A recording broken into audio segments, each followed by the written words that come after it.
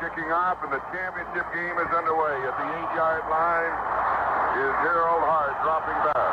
Up the sideline and then knocked out of bounds near the 40-yard line on the return. Officials spot him out at the 38, where the Raiders will move on offense. Jim Otto will be the offensive center, with Gene Upshaw and George Fiedler the guards. John Bella, Art Shell, the offensive tackle. Bob Moore's at tight end. There was a marker down on the play. The Cafford being held. Holding is called against the Oakland Raiders. Cliff Branch, Fred Biletnikoff, the wide receivers. Clarence Davis and Marv Hubbard, the running back. Ken Staber, the quarterback. The defense is L.C. Greenwood, Joe Green, Ernie Holmes, and Dwight White as a defensive front four. The linebackers are Jack Ham, Jack Lambert, and Andy Russell. J.T. Thomas and Mel Blunt on the corners. Mike Wagner and Glenn Edwards, the defensive safeties. The Raiders, the second most penalized team in the NFL, open the game with a flag dropped against them, and the Pittsburgh Steelers, well, they're the most penalized team in the NFL. The Raiders have always been an aggressive football team. Al Davis and John Madden like it that way. They want those people to come out hitting, and of course when you hit like that, you're going to get some penalties for unnecessary roughness on occasion. Oakland, their own 23-yard line. Staber, the quarterback. Jim Otto, the offensive center. And the give is to Clarence Davis. Davis off of the defensive right side, offensive left side. And he moves to the 27-yard line, where the rookie from Kent State, taken in the second round of the draft, Jack Lambert, was there to stop him. So mark it for a gain of 4, and it'll be second down, 6 yards to go. Ball game just underway. As Pittsburgh comes into this game, the number 1 team in the American Football Conference, defensively, they're second against the rush and first in pass defense. Biletnikoff wide to the near side. Wide to the far side is Cliff Branch, and the running back are Hubbard and Davis, and it's Clarence Davis trying the right side on a sweep. Is hit right at the corner by J.T. Thomas, manages to fall forward for a yard from the 27 to the Oakland 28-yard line, where it will be third down and 5 yards to go. Third down 5, the Oakland Raiders on the attack, facing their first third down situation of the game. In case you just joined us, Minnesota defeated the Rams by a score of 14-10, so the Vikings are back in the Super Bowl.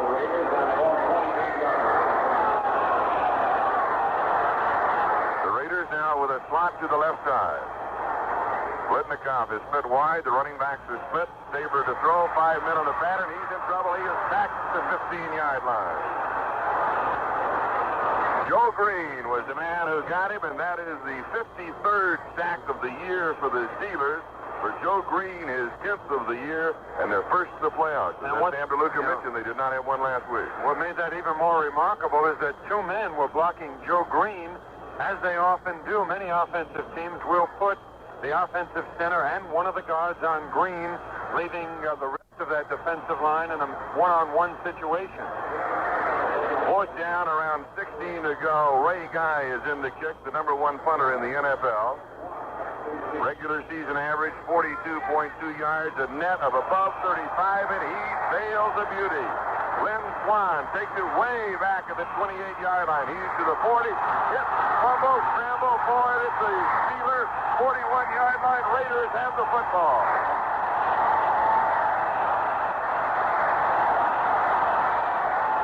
It's a big break for the Oakland Raiders, and I sort of hope that we don't see too many mistakes like that. Those are the costly errors that frequently determine the outcome of football games. However, in a championship game, you like to think that the best team wins. The team with the best personnel that has put it all together is the team that's going to come out on top, not the team that happens to have the fewest mistakes on a given day. And that was a 50-yard punt by Ray Guy. Oakland in possession. Pittsburgh 41-yard line, first down. Harold Hart is the man who recovered the fumble. Hubbard tries the right side. He does not pick up any yardage. It'll be second down 10 as L.C. Greenwood was there. 12 minutes, 45 seconds remaining in the first quarter. We have no score. We talked about the Steelers' defense being number 1 in the American Football Conference. The Raiders finished with a number 1 offensive unit. They were second rushing, third passing the football. Second down 10. Running backs are split. Sabres in 5 men on the pattern. Drops back to throw under pressure. Pass is incomplete near the 30-yard line. It's going to Bolitnikov. J.T. Thomas has the coverage, and John Madden is now going down the sideline, irately talking to one of the officials, looking for an interference call that was not there. So bring it back to the 41 and third down 10. Yeah, Charlie, once again, Stabler was rushed. The pass protection was not good. The officials in the ballgame, Jim Tunney is the referee, Pat Hart of the umpire. Ray Dotis is the head linesman. Art Holt is the line judge. Stan Jaffe the back judge. Pat Millay is the field judge. The alternates are Bob Frederick and David Hawk. Third down and 10. On a third down and 5, Stabler was sacked earlier. He's back to throw, has time. Over the middle, the pass is complete. 29-yard line, Cliff Branch. Branch, the number 2 receiver in the American Football Conference, the number 4 receiver in the regular season. In the NFL, and it is a first down. Donnie Shell, now in for the defense, is the man who made the tackle. I mentioned at the start of the game, Charlie, that the Raiders have changed their offensive philosophy several times over the last few years. I wouldn't say that they were a big play team as they were in the past, but certainly they're going more back toward the big play. Cliff Branch is one reason for that. They now have that guy who can break the game wide open as Warren Wells could in the past. At the 28-yard line of Pittsburgh, Pete Banaszak now in as a running back, and he goes to the left side. Ernie Holmes makes the tackle. Mike Wagner, the strong safety, back in for Donnie Shell, the defensive change for the Steelers. Because he's trying to establish a running game. One of the things that has marked the success of the Raiders over the years is the fact that they have always had a balanced offensive attack. If you check the stats at the end of the season, they gain almost the same amount of yards rushing as they do passing, perhaps 50 to 100 yards different. That's it. You've got to have the balanced attack, run and pass the football. Second down 7 at the 25-yard line. Clarence Davis from the University of Southern California in his 4th year was off the left side for a couple of yards to the 23. It'll be third down and 5 at the Steelers' 23-yard line. So the third down opportunity in the ballgame for the Oakland Raiders. And they have converted one of the previous 2. Yeah, you can talk about the first down being the most important down, but actually the third down is the down where all the excitement is. That's right. And that's where the pressure is, too. Good way of describing it. No score in the ball game. Just under 10 and a half minutes remaining here in the first quarter. AFC Championship game. Bolitnikov wide to the near side. Branch wide to the far side. Stabler back to throw in the pocket. Over the middle, it is incomplete. Good defensive play by Glenn Edwards. Edwards and Cliff Branch in the collision as soon as the football got there. And here comes George Blanda. Blanda is setting a new AFC record with this appearance. He has now appeared in 9 championship games.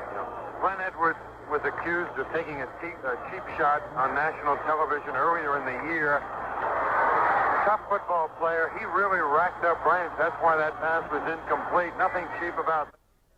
Field goal attempt from the 30, 40 yards in distance. It is good.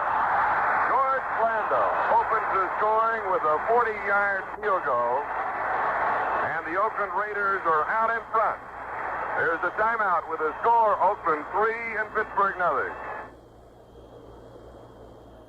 Oakland Raiders defensive tackle Art Toms discussed earlier today what the Raiders must do to stop the Steelers' running attack. Stop the run to start off with, stop Franco and stop Rocky Blyer and from running. Franco is the main ball carrier, gained over 1,000 yards this year, and he's a good runner. He likes to come inside. If it's clogged up inside, he likes to break it to the outside a little bit, and that's where he seems to get a lot of his yardage, and we're just going to contain him and contain Bradshaw. We stop the run, then they'll drop back the pass on, say, second and third down situations with a little longer yardage, and then we have to watch for Bradshaw running, which he does quite a bit. I think he gained over 300 yards this year and didn't start the whole year. I don't know how many games he actually started, but I think it was less than half. Defensive tackle Art Toms of the Raiders. They'll have to stop, of course, Rocky Blyer. They'll have to stop Franco Harris. A fine running attack by the Pittsburgh Steelers coming up right now. George Blanda with a 40-yard field goal. The Raiders out in front, and we have 10-14 time remaining. Mel Blunt, Steve Davis, and Preston Pearson are the three deep backs, as the rookie George Jakovinko from Syracuse will be kicking off the Oakland Raiders from the 35-yard line. And he sails a beauty. Steve Davis, 40-yard line. 15-20 up the middle, cuts to the far side, slips the tackle down at the 25. 21 yards on the return, and now almost 5 minutes into the ball game, the Steelers move on offense for the first time. They'll go with Terry Bradshaw at quarterback. Rocky Blyer and Franco Harris will be the running back. Ron Shanklin and Frank Lewis the wide receivers. Larry Brown's the tight end. John Cope, Gordon Gravel, the offensive tackles. Jim Clack, Jerry Mullins, the offensive guard. Offensive center is Ray Mansfield. Pittsburgh just outside the 25-yard line, their own territory, and they trail 3-0. Bradshaw takes, he hands off to Franco Harris. Harris finds running room to the right side after starting to the left, and he battles his way to the 33-yard line. Phil Villapiano, the defensive left linebacker, makes the tackle for the Raiders. That defense is Villapiano, Dan Connors, and Darrell Irons, the three linebackers, with Bubba Smith, Otis Sistrunk, Art Times, and Horace Jones up front. Skip Thomas, Nehemiah Wilson on the corners, George Atkinson, and Jack Tatum at the defensive safety. Second down. 3 yards to go for the first down. Good position to be in. Rocky Blyer. Sweep near side. Defense is there. He'll maybe lose half a yard. Officials will mark the ball. Again at the 33-yard line, it'll be third down and 3 with Jack Tatum and Gerald Irons for the defense.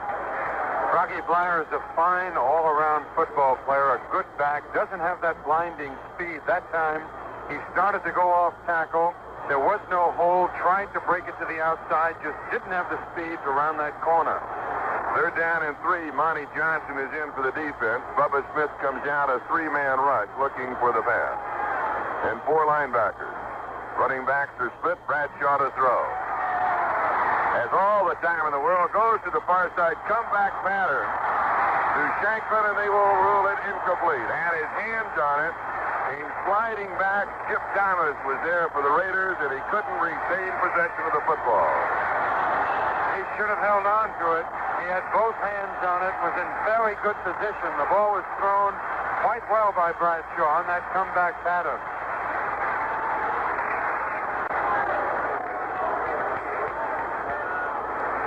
Fourth down and 3. The solo return man dropping back at the 25-yard line is Ron Smith. Bobby Walden kicking. Low snap. Gets it off under pressure. Goes off to the right side. Takes the Pittsburgh inside the 30, inside the 25. It'll be down near the 21-yard line. So the Oakland Raiders will now take over on their own 21-yard line as Reggie Garrett of the Steelers was downfield to down the ball. We've got 8 minutes and 27 seconds remaining here in the first quarter. There's a timeout with a score. The Oakland Raiders 3, the Pittsburgh Steelers nothing. Oakland Raiders can strike without not so much for the drive, but just on quick plays, either long passes or wide open type plays they've done all year long. And Raiders quarterback Kenny Stabler credits wide receiver Cliff Branch for his club's reputation as a big play team. Cliff Branch is off and has added a hell of a lot to our offense. You know, he's great to and everything, and he just got down to take advantage of the guys, a 9-1 guy, and try to work some way to get him man-to-man with somebody and get him deep. And we've been really fortunate this year and successful doing it. He's come up with the catch, you know, and made the big play, and then Freddie makes big plays every year. And, you know, we've been a big play team, I guess, this year. You might say that it's brought us out of the hole an awful lot of times. Raiders quarterback Kenny Stabler. The Raiders recall the 1972 playoffs when the Steelers beat them 12-7 on a disputed call with only 5 seconds left in the contest. This is Charlie Jones, Cam DeLuca. We're at the American Football Conference Championship game in Oakland, California. The Oakland Raiders out in front by a score of 3-0, courtesy of the 40-yard field goal by George Blanda. We have 8 minutes, 27 seconds remaining in the first quarter. Minnesota defeated Los Angeles earlier today, 14-10, so the Vikings are in the Super Bowl to meet either the Raiders or the Steelers. Oakland now on offense from their own 21-yard line. Saber fakes the draw, back to throw. Deep over the middle, it is intercepted. J.T. Thomas was diving for it. He trapped the ball. They will call off the interception, and you'll bring it back to the 21-yard line. They just haven't given Stabler the type of protection that any quarterback needs. He finished second in the American Football Conference in passing this year. Ken Anderson of Cincinnati was number 1, but Stabler was just 1.1 rating points behind Kenny Anderson. And of course, Stabler was the number 1 passer in 73, but you've got to give him protection. He can't do it by himself. He threw for 26 touchdowns during the regular season. That was most in the NFL. Here is Hubbard. He's just back to the line of scrimmage. So it'll be third down, 10 yards to go. As Hubbard, who rushed for 865 yards in the regular season, is stopped by Jack Lambert. Hubbard, 5th in rushing in the AFC and 7th overall in the NFL. Third down and 10. Donnie Shell checks in for the defense, and Jack Lambert will come out. So 2 linebackers and 5 men in the secondary. Saber taking a lot of time in the huddle.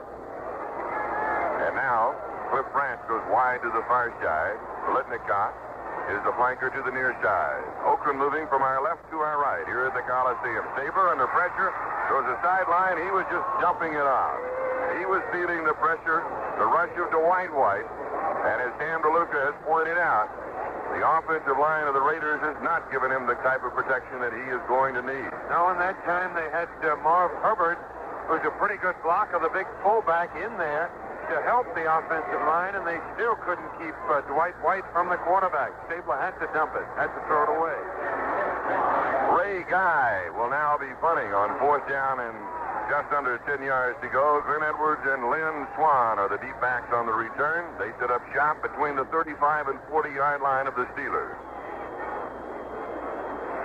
Here's the snap and the kick. It is wobbly coming towards the near side. Edwards takes it at the 39-yard line. He's to the 50 and then dumped at the 48-yard line of the Oakland Raiders. So the Steelers will be moving on offense, but right now we pause 10 seconds for station identification. This is the American Forces Radio and Television Service.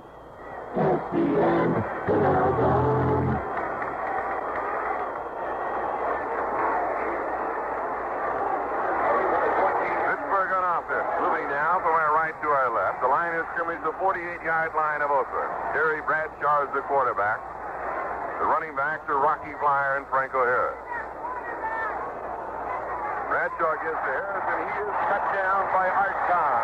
Good defensive play by the 6-year veteran from Syracuse. The defensive right tackle who was there knocked him down right at the line of scrimmage. It'll be second down and 10. Franco Harris, 5 100-yard-plus games this season. During the regular season, his tops was 136, and that was against New England. Tony Klein comes in, and Bubba Smith comes out.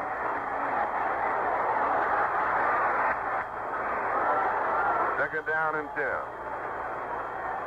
At the Oakland 48-yard line, the Steelers on offense trailing 3-0. Bradshaw spins. He hands to Franco Harris, and they hand him his hat. Maybe a yard. Dan Connors and Tony Klein were there to meet him. Well, Tony Klein underwent knee surgery during the early part of the season, and he's been out, I guess, for the entire season. He has been. He got in about the last 3 games, had to play some. Yeah, but it takes time to get back, Right. as was evidenced, I think, by last week's game against Miami. Manny Fernandez, an outstanding defensive tackle who had been out for quite some time, just wasn't the same guy. Hadn't had an opportunity to get back into playing shape in that game against the Raiders last week. Third down, 8. Jimmy Warren comes in, 5 men in the secondary. Connors comes out. The running backs are now split.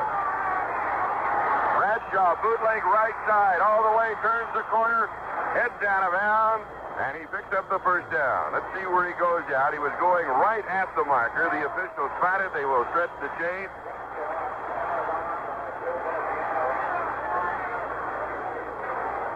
And they're still holding a coverage by the chain on the far sideline. It is a first down. Big play for Pittsburgh. Big play for Terry Bradshaw, but he's not going to be able to do it that way very often. He's got to be able to throw the ball as effectively as he did last week against Buffalo. That was by far his best game as a professional. First down at the Oakland 37-yard line. What he was doing last week, Charlie, was looking perhaps for the first time for a secondary receiver. In the past, he looked at one man. If that man wasn't free, he either threw it away or ate the football. Last week, he was looking all over the field. First down at the Oakland 37. Franco Harris, he may lose a yard on the right side. Snap the ball at the Oakland 38-yard line. It'll be second down and 11 yards to go. The two wide receivers, Ron Shankler and Frank Lewis for the Pittsburgh Steelers.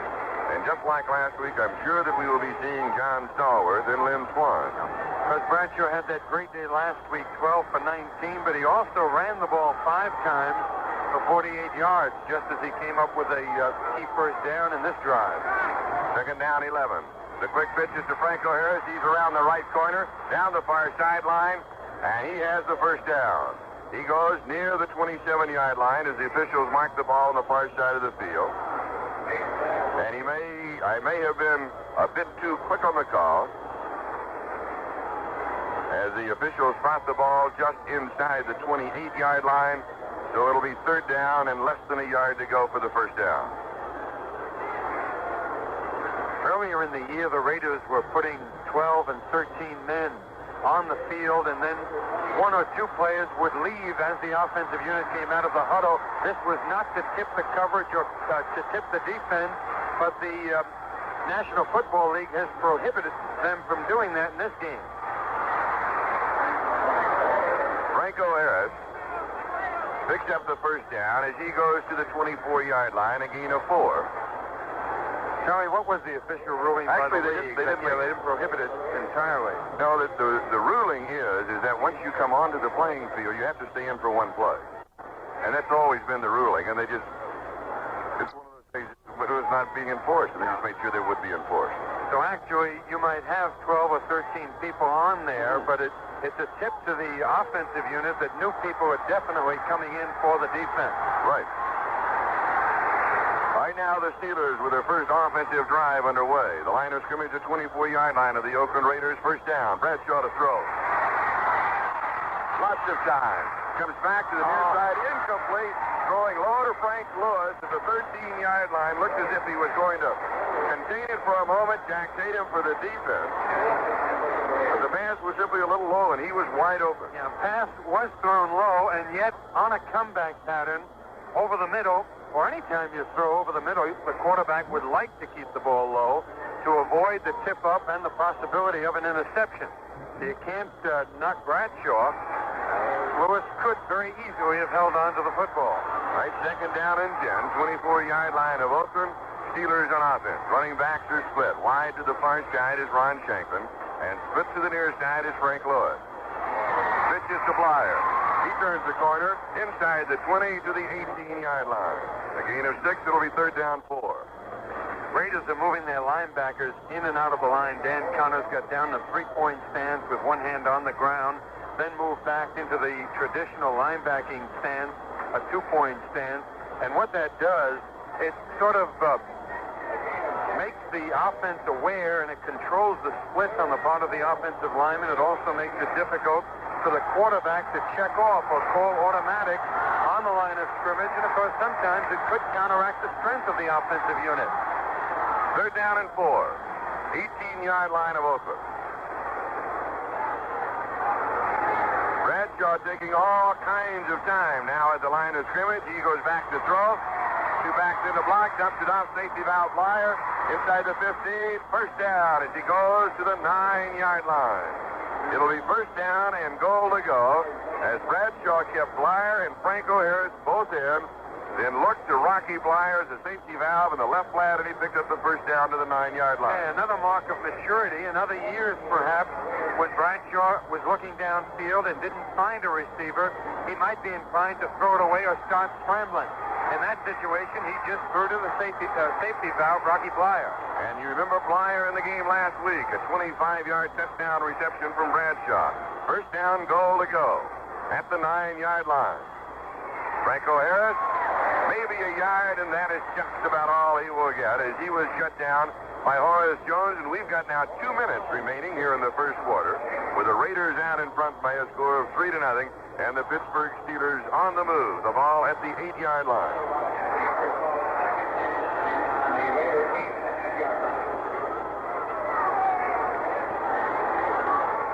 In a way, the ball game here is beginning to build like the Miami-Oakland game did last week. Well, if we have a game like that, that was one of the greatest. Second down, goal to go. Bradshaw to throw, 5 men on the pattern. Right corner of the end zone, it is incomplete. He was going to Frank Lewis, Pittsburgh's number 1 receiver with 30 receptions for 365 yards during the regular season. Maya Wilson with a defensive coverage will bring it back to the Oakland 8-yard line, and it's third down and goal to go. Good pass by Bradshaw. It was just a good defensive play by Nehemiah Wilson, who had lost his job earlier in the year to Thomas. However, Willie Brown has been out with the flu, and although he could play today, the Raiders said that they probably would not use him because he hasn't had a chance to practice. And, of course, Willie Brown also had the injured knee ligaments in the Detroit game back on November 17th that cost him some playing time. Shankman wide to the far side. Lewis to the near side. Third down, goal to go. 8-yard line of Oakland. Bradshaw to throw. Being rushed. Steps out of the pocket. Runs to his right. He's to the 5. Hit at the 4 and down and out of bounds at about the 2 or the 2.5-yard line. Skip Thomas at defensive left corner is the man who finally stopped him, and here comes Roy Torella, the leading scorer of the AFC with a total of 93 points during the regular season. He had 20 of 29 field goals, and he made 13 of his last 17. And last week, a 21-yard field goal and a 22-yard field goal. So he now can tie it up. At the 10-yard line, a field goal of 20 yards. Bobby Wall in the hole.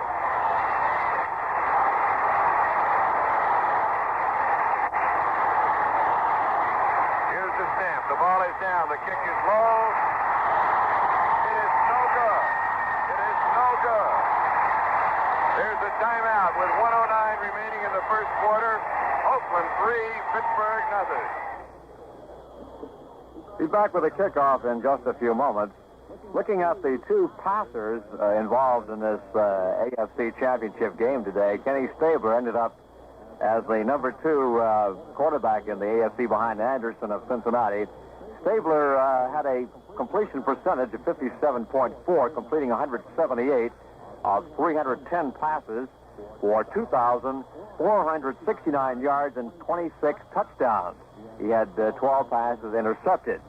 Bradshaw, off and on, the quarterback for Pittsburgh, gave way to the middle of the year to Joe Gilliam. Actually, Gilliam finished 1 slot ahead of Bradshaw in the passing, but both were way down in the AFC passing department. Bradshaw completed 67 of 148 passes.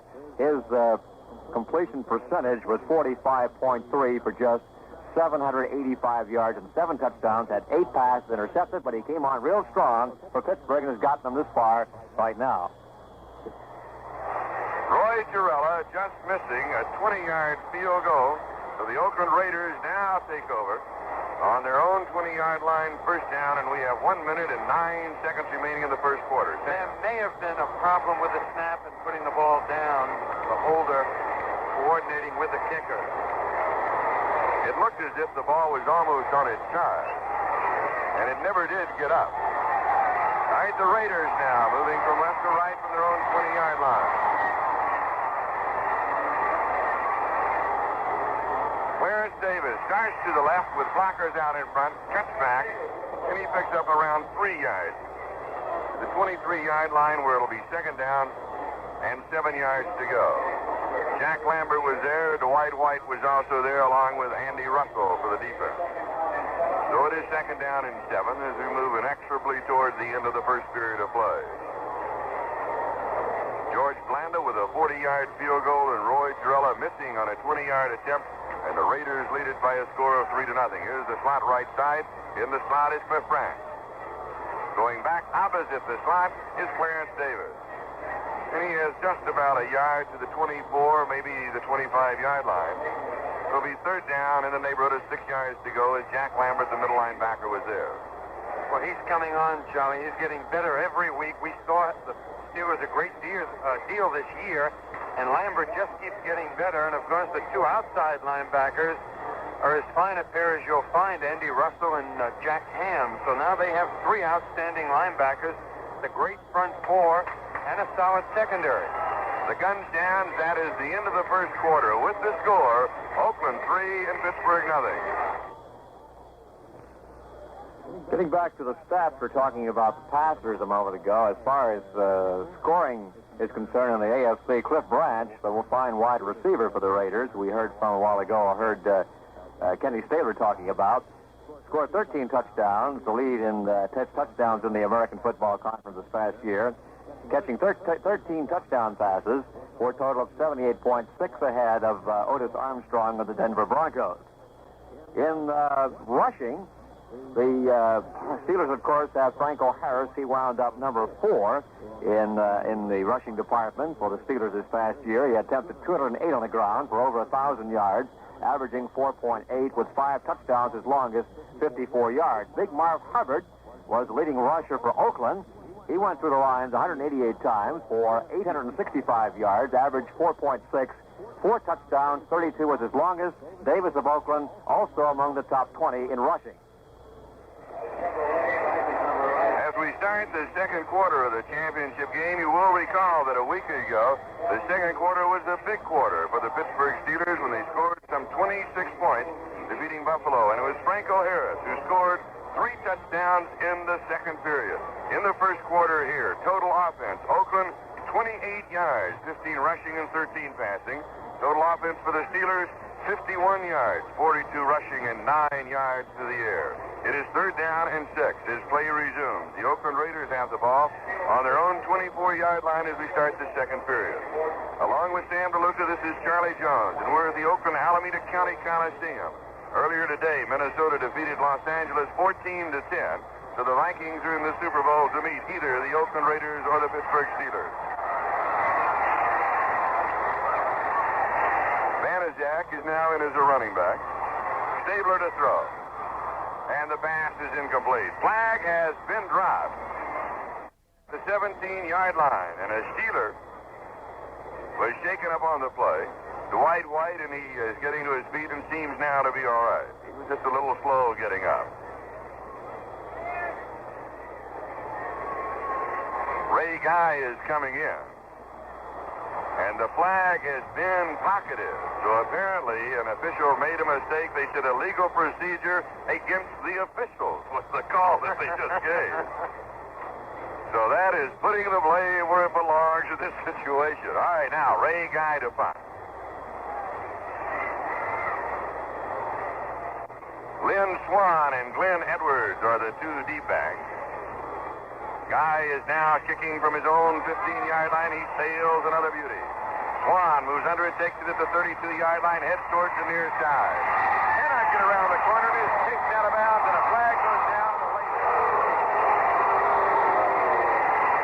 Swan of the Steelers returned a club record 41 punts for 577 yards during the regular season. That kick by Ray Guy, by the way, covered 44 yards. Swan was only 35 yards off of the NFL record of 612 yards set by Roger Byrd of Oakland back in 1967. And now the conference being held by the officials at the 42-yard line on a late hit and a flag drop on the near sideline. An eligible receiver against downfield, against an eligible man, rather, against Oakland, and a personal foul against Oakland. A flag was dropped also back at the line of scrimmage.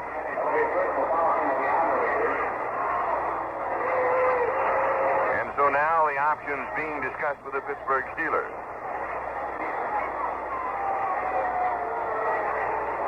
personal foul against Oakland is the signal now being given by the referee.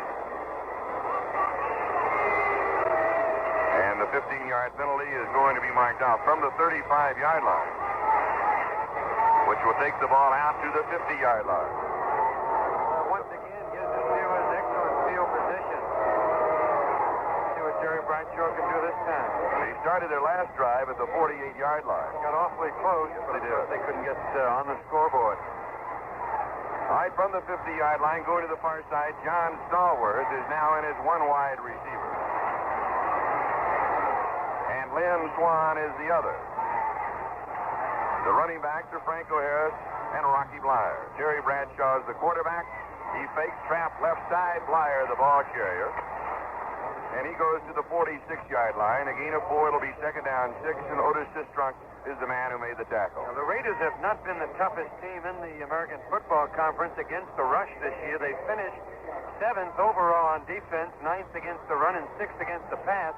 I thought perhaps that was because they were placing the emphasis against the pass. You know, the pass can hurt so quickly and be so decisive, they would much rather perhaps put the emphasis in stopping the pass and hope that teams will make mistakes in concentrating on the running game. Quick screen pass, Stallworth, the wide receiver on the far side, and he picked up 2 or 3 yards, and there was a scramble at the bottom of the pile, but the Steelers retained possession of the football at the Oakland 43-yard line. So a gain of 3, and it'll be third down and 3. 13 minutes, 49 seconds, the clock is moving. Time remaining in the first half. The Oakland Raiders 3, the Pittsburgh Steelers nothing. George Blanda with a 40-yard field goal, and Roy Gerella missed from 20 yards out. The 2 scoring attempts in the ball game. Frank Lewis is back in as a wide receiver. He goes to the far side. The running backs are split. Bradshaw to throw. Has time. Deep right side pass. Tight end Larry Brown has it and has the first down at the 30-yard line. They'll mark it at the 29-yard line of the Oakland Raiders as Bradshaw goes to Larry Brown, who caught 17 during the regular season, and he caught 1 for 29 yards last week against the Buffalo Bills. First down Pittsburgh at the Raiders' 29-yard line. Offensive line is John Cope, Gordon Gravel of the tackles, Jim Clack, Jerry Mullins the guards, Ray Mansfield the offensive center. Shifting now out of the eye is Blyer and Harris to the running backs, and they're strong to the left. Harris, left side, round the corner, cut down 23-yard line. So he picks up 6. It'll be second down and 4. The free safety, Jack Tatum of the Raiders, was the man who came over to stop his progress. And the officials may mark it at the 22-yard line. So let's call it the 22-yard line. It'll be second down and about 3. The Raiders were overshifted to their left. The Raiders were one of the first teams to use the odd man front, putting one of those defensive tackles head up on the center and then shifting the rest of those defensive linemen to one side or the other. That time Bradshaw ran away from the strength of the defensive line. This time the tight end Brown is flexed out, and running off the right side is Franco Harris, picking up the first down as he moves from the 22 to the 14-yard line of Oakland. And it's first and 10. Gerald Irons, the linebacker, made the tackle at the Raider 14-yard line. Early parts of the first quarter, domination by the Oakland Raiders, and now the domination by the Pittsburgh Steelers. Well, domination by the Raiders, but only because of that fumble, perhaps, by the Steelers, which was a big break for Oakland and got them 3 points on the scoreboard. And Harold Hart recovered the fumble of Lynn Swan on a punt return. It's first down at the Oakland 14-yard line. Rocky Blyer is shut off inside, jumps outside. He'll still lose the yard. The line of scrimmage will be the 15-yard line as Horace Jones was there to react. And the Raiders have an injured player. Villapiano was also in for Oakland, and down is Gerald Irons, the 5-year veteran from Maryland Eastern Shore. So the officials take a timeout.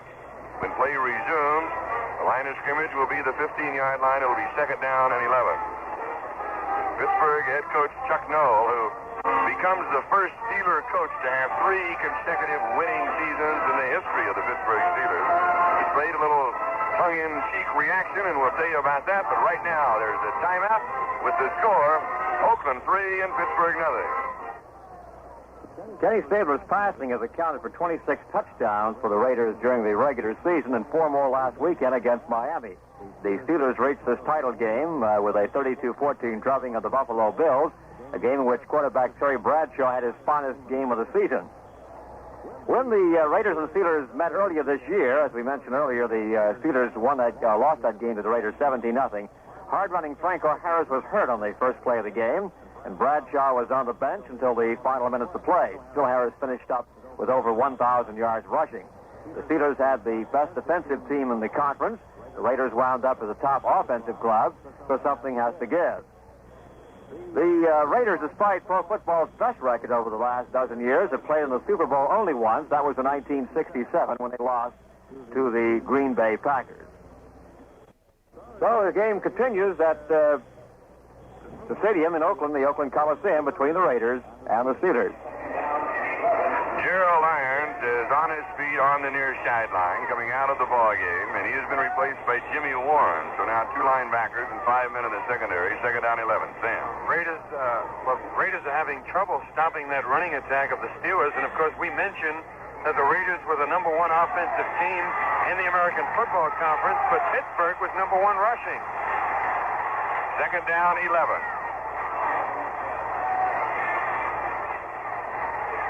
Running back Smith, fake on a pitch out, trap up the middle, and Rocky Blyer rolls inside the 10 to the 9-yard line, picking up 6 along the way before Horace Jones stops him. It'll be third down and 5. And back to the statement of head coach Chuck Noll. For the players, it's just another week. The pressure this week is on the sports writers.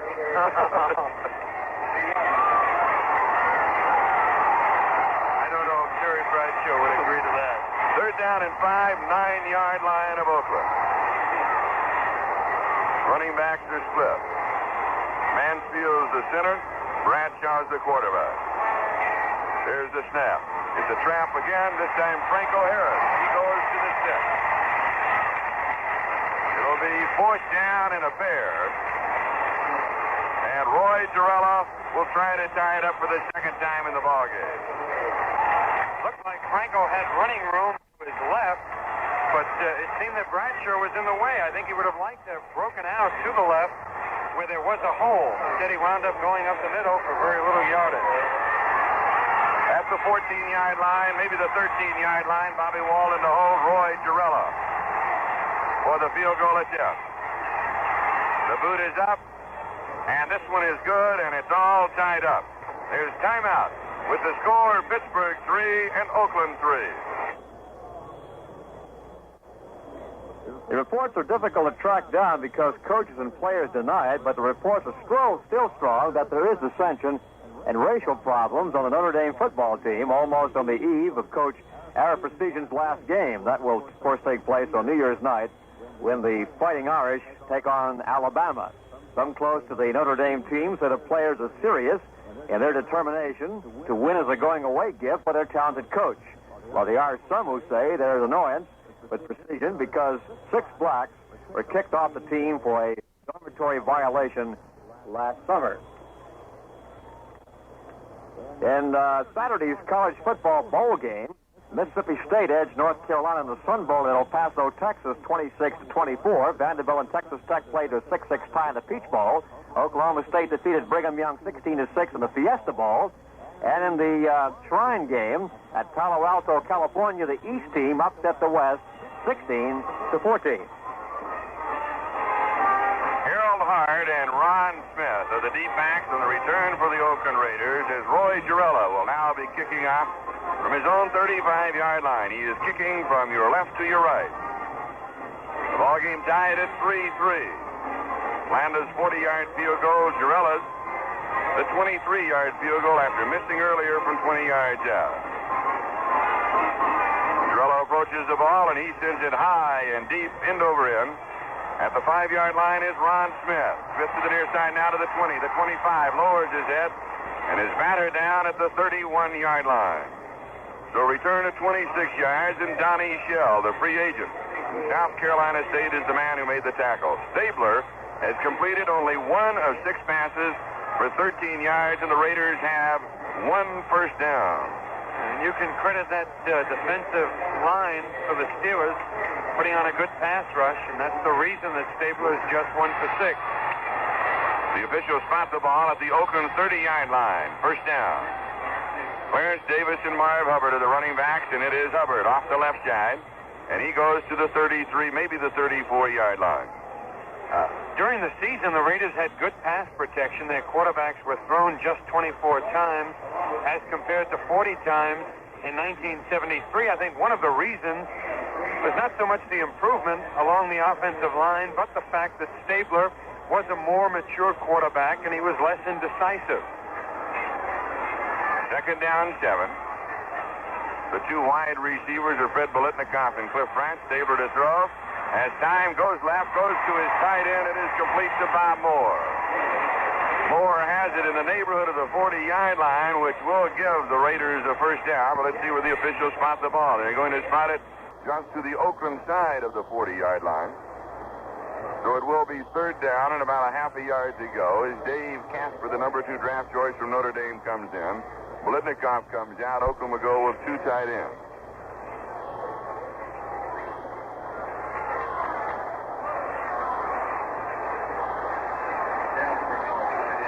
8 minutes, 13 seconds time remaining here in the first half. The ball game tied at 3-3. Stabler takes a lot of time. He turns. He hands off to Davis, and he does not pick up the first down. Is the first indication. They're going with 2 tight ends and a straight power play off to the right side. The defense of the Steelers is there, and they have been here certainly this afternoon. That has been the ball game. L.C. Greenwood and Glenn Edwards, the 2 keys. A loss of a yard to the 39. It will be 4th down and 1. So Ray Guy will be kicking away. During the regular season, a 42.2-yard average, and last week a 42-yard average, a net of 36. Lim Swan and Glenn Edwards are the 2 deep backs on the return. Swan on the near side of the 20-yard line. Edwards on the far side back at the 16. Here's the snap. And the kick. It is high. It is wobbly. And it takes the Raider roll inside the 20. His first touch as they chased it. I thought it was first touched at around the 19-yard line. The officials then move and drop the cap at the 25-yard line. The cap is kicked away by Pete Banaszak.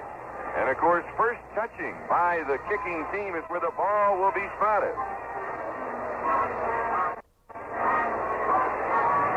And now the officials are going to spot the ball at the 22-yard line where Banaszak dropped the official's cap. There's a timeout, 7:09. Time remaining first half. The score, Pittsburgh 3 and Oakland 3.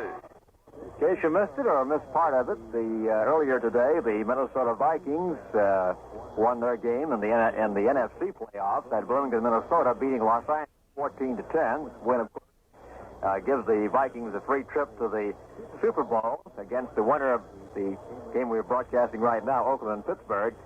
Linebacker Wally Hilgenberg's end zone interception halted a 98-yard L.A. drive. Then the Minnesota Vikings came back with a winning touchdown by Dave Osborne to cap the victory in Minnesota. The game, of course, at New Orleans will be Super Bowl number 9 on January 12th. The Rams were trailing 7-3 at one point. They'd gone from their 1-yard line to the Vikings' 1-yard line midway through the third period. They covered 73 of those yards on a busted pass play. With L.A. seemingly ready to score, a motion penalty assessed against guard Tom Mack pushed the Rams back to the 6. Quarterback James Harris picked up 4 yards in the keeper play. Then on 3rd and 2, the Rams quarterback threw into the end zone. The pass was tipped by Jackie Wallace, grabbed by Hilgenberg. Along with Sam DeLuca, this is Charlie Jones. We have 7 minutes and 9 seconds remaining in the first half of the AFC Championship game. Tie-ball game 3-3. Steelers ball their own 22-yard line. Bradshaw has completed 3 of 6 for 26 yards. Franco Harris already has garnered 40 yards in 9 carries, and Harris carries again. There's a flag on the play. To the left side, turns the corner, is hit at the line of scrimmage and dumped at that spot. Let's pause 10 seconds for station item. This is the American Forces Radio and Television Service.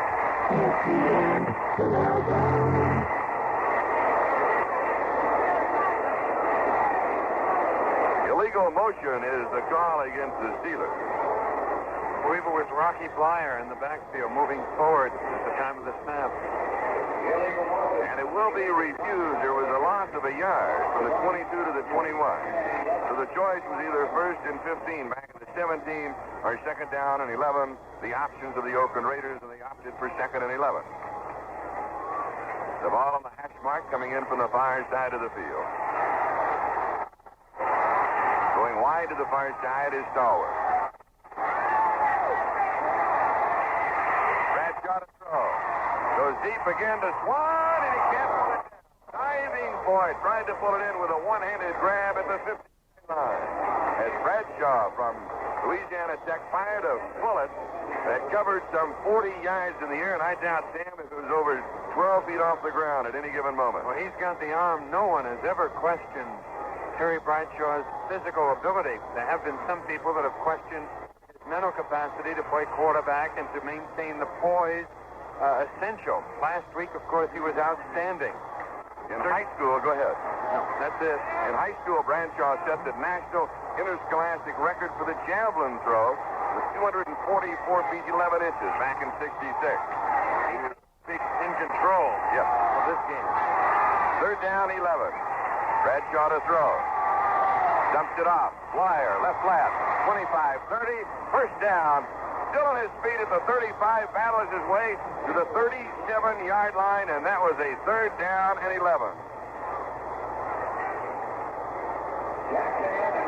Mark the ball at the 37-yard line of the Steelers, and it's first and 10, converting on a third and 11 opportunity.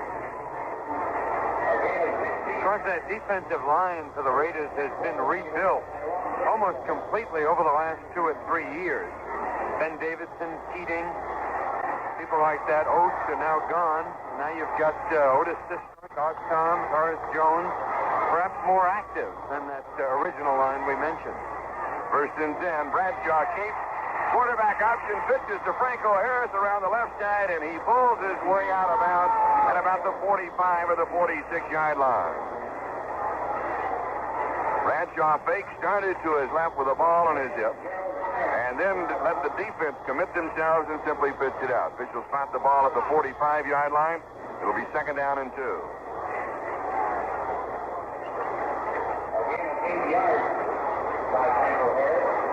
Clock is stopped as he went out of bounds. We've got 6 minutes and 3 seconds remaining in the second quarter. Tie ball game still at 3-3.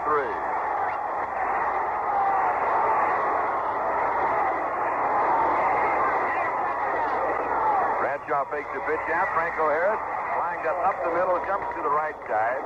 Has a couple of yards. It'll be close to the first down.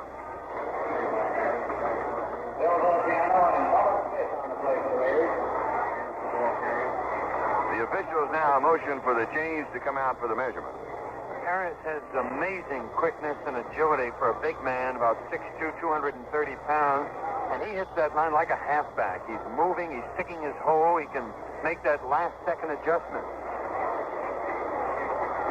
Just about an inch shy of the first down. In third down conversions, the Steelers have converted 5 of 8. The Raiders only 1 of 6. It'll be third down in just a couple of inches. Mike Webster comes in for the Pittsburgh Steelers. Into the offensive line, third down and inches. Oakland and Pittsburgh have split in the 4 regular season meetings, each winning 1 and losing 1 at home. And in playoff meetings, they're 1-1, each winning at home.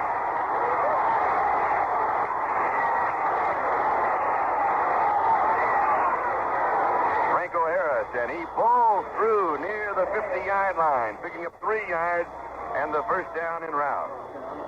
5.5 minutes remaining. The Steelers on their move. We're in the second quarter. The Steelers 3, the Raiders 3. Oakland out in front early in the ball game on a 40-yard field goal by George Blanda. Jarrella then missed from the 20 and hit from 23 yards away for the 3-3 tie. Now at the 50-yard line, first down. Wide to the far side is John Stallworth. Lynn Swan wide to the near side. So the 2 rookies taken in the first and the 4th round. Swan number 1. Stallworth, number 4, from Alabama A&M, are the 2 wide receivers. Quick pitches to Blyer. Comeback block is by Stallworth, and he gets around the corner to the 46-yard line of the Oakland Raiders, picking up 4. It'll be second down and 6, and Art Toms was there. So Pittsburgh came in into today's game, determined to break a tradition. Teams have traditionally had an advantage in the playoffs. In fact, home teams, now that Minnesota has beaten Los Angeles, have won 10 of the last 11 playoff games. And I think that Pittsburgh probably would have rather had Miami in Pittsburgh than to come out here at Oakland. They were probably rooting for Miami last week. But they say it's not going to matter now. They're here and they're here to win. Second down 6. For the defense, Gerald Irons, by the way, is all right. He's back in the ballgame. Bradshaw throws. Almost intercepted the 31-yard line. We've got a flag down at the 40-yard line. Bill Villapiano, the linebacker, was dropping back in his zone coverage and almost picked it up. And now let's check the flag. Personal foul, Oakland Raiders. That's one disadvantage of not getting height on the football, Charlie. You remarked before that Bradshaw threw a 40-yard pass, and it was never higher than perhaps 12 feet. And, of course, that's one of the disadvantages of not getting some height on the football. The receiver was not near the ball, but he didn't have the height, and it allowed the linebacker to get a piece of it, Villapiano. And a little sideline to the action. Skip Thomas, the defensive left corner, apparently is the man who received the call. And he was in a vehement argument with the line judge, Art Holtz, and finally had to be pulled away. In penalties, Oakland 45, Pittsburgh none in the ballgame. Shankman is in. Ball at the Raiders 31-yard line. First down following the mark-off. Franco Harris backed up at the line of scrimmage for no gain. So it'll be second down and 10 at the Raiders 31-yard line. And we have exactly 4 minutes remaining in the first half. A second quarter completely dominated by the Pittsburgh Steelers. But they've been able to put only 3 points on the score to tie the ball game.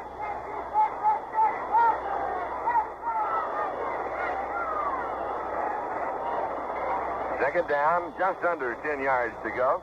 And the ball just inside the 31-yard line of the Oakland Raiders. Slot right side, Stallworth in the slot.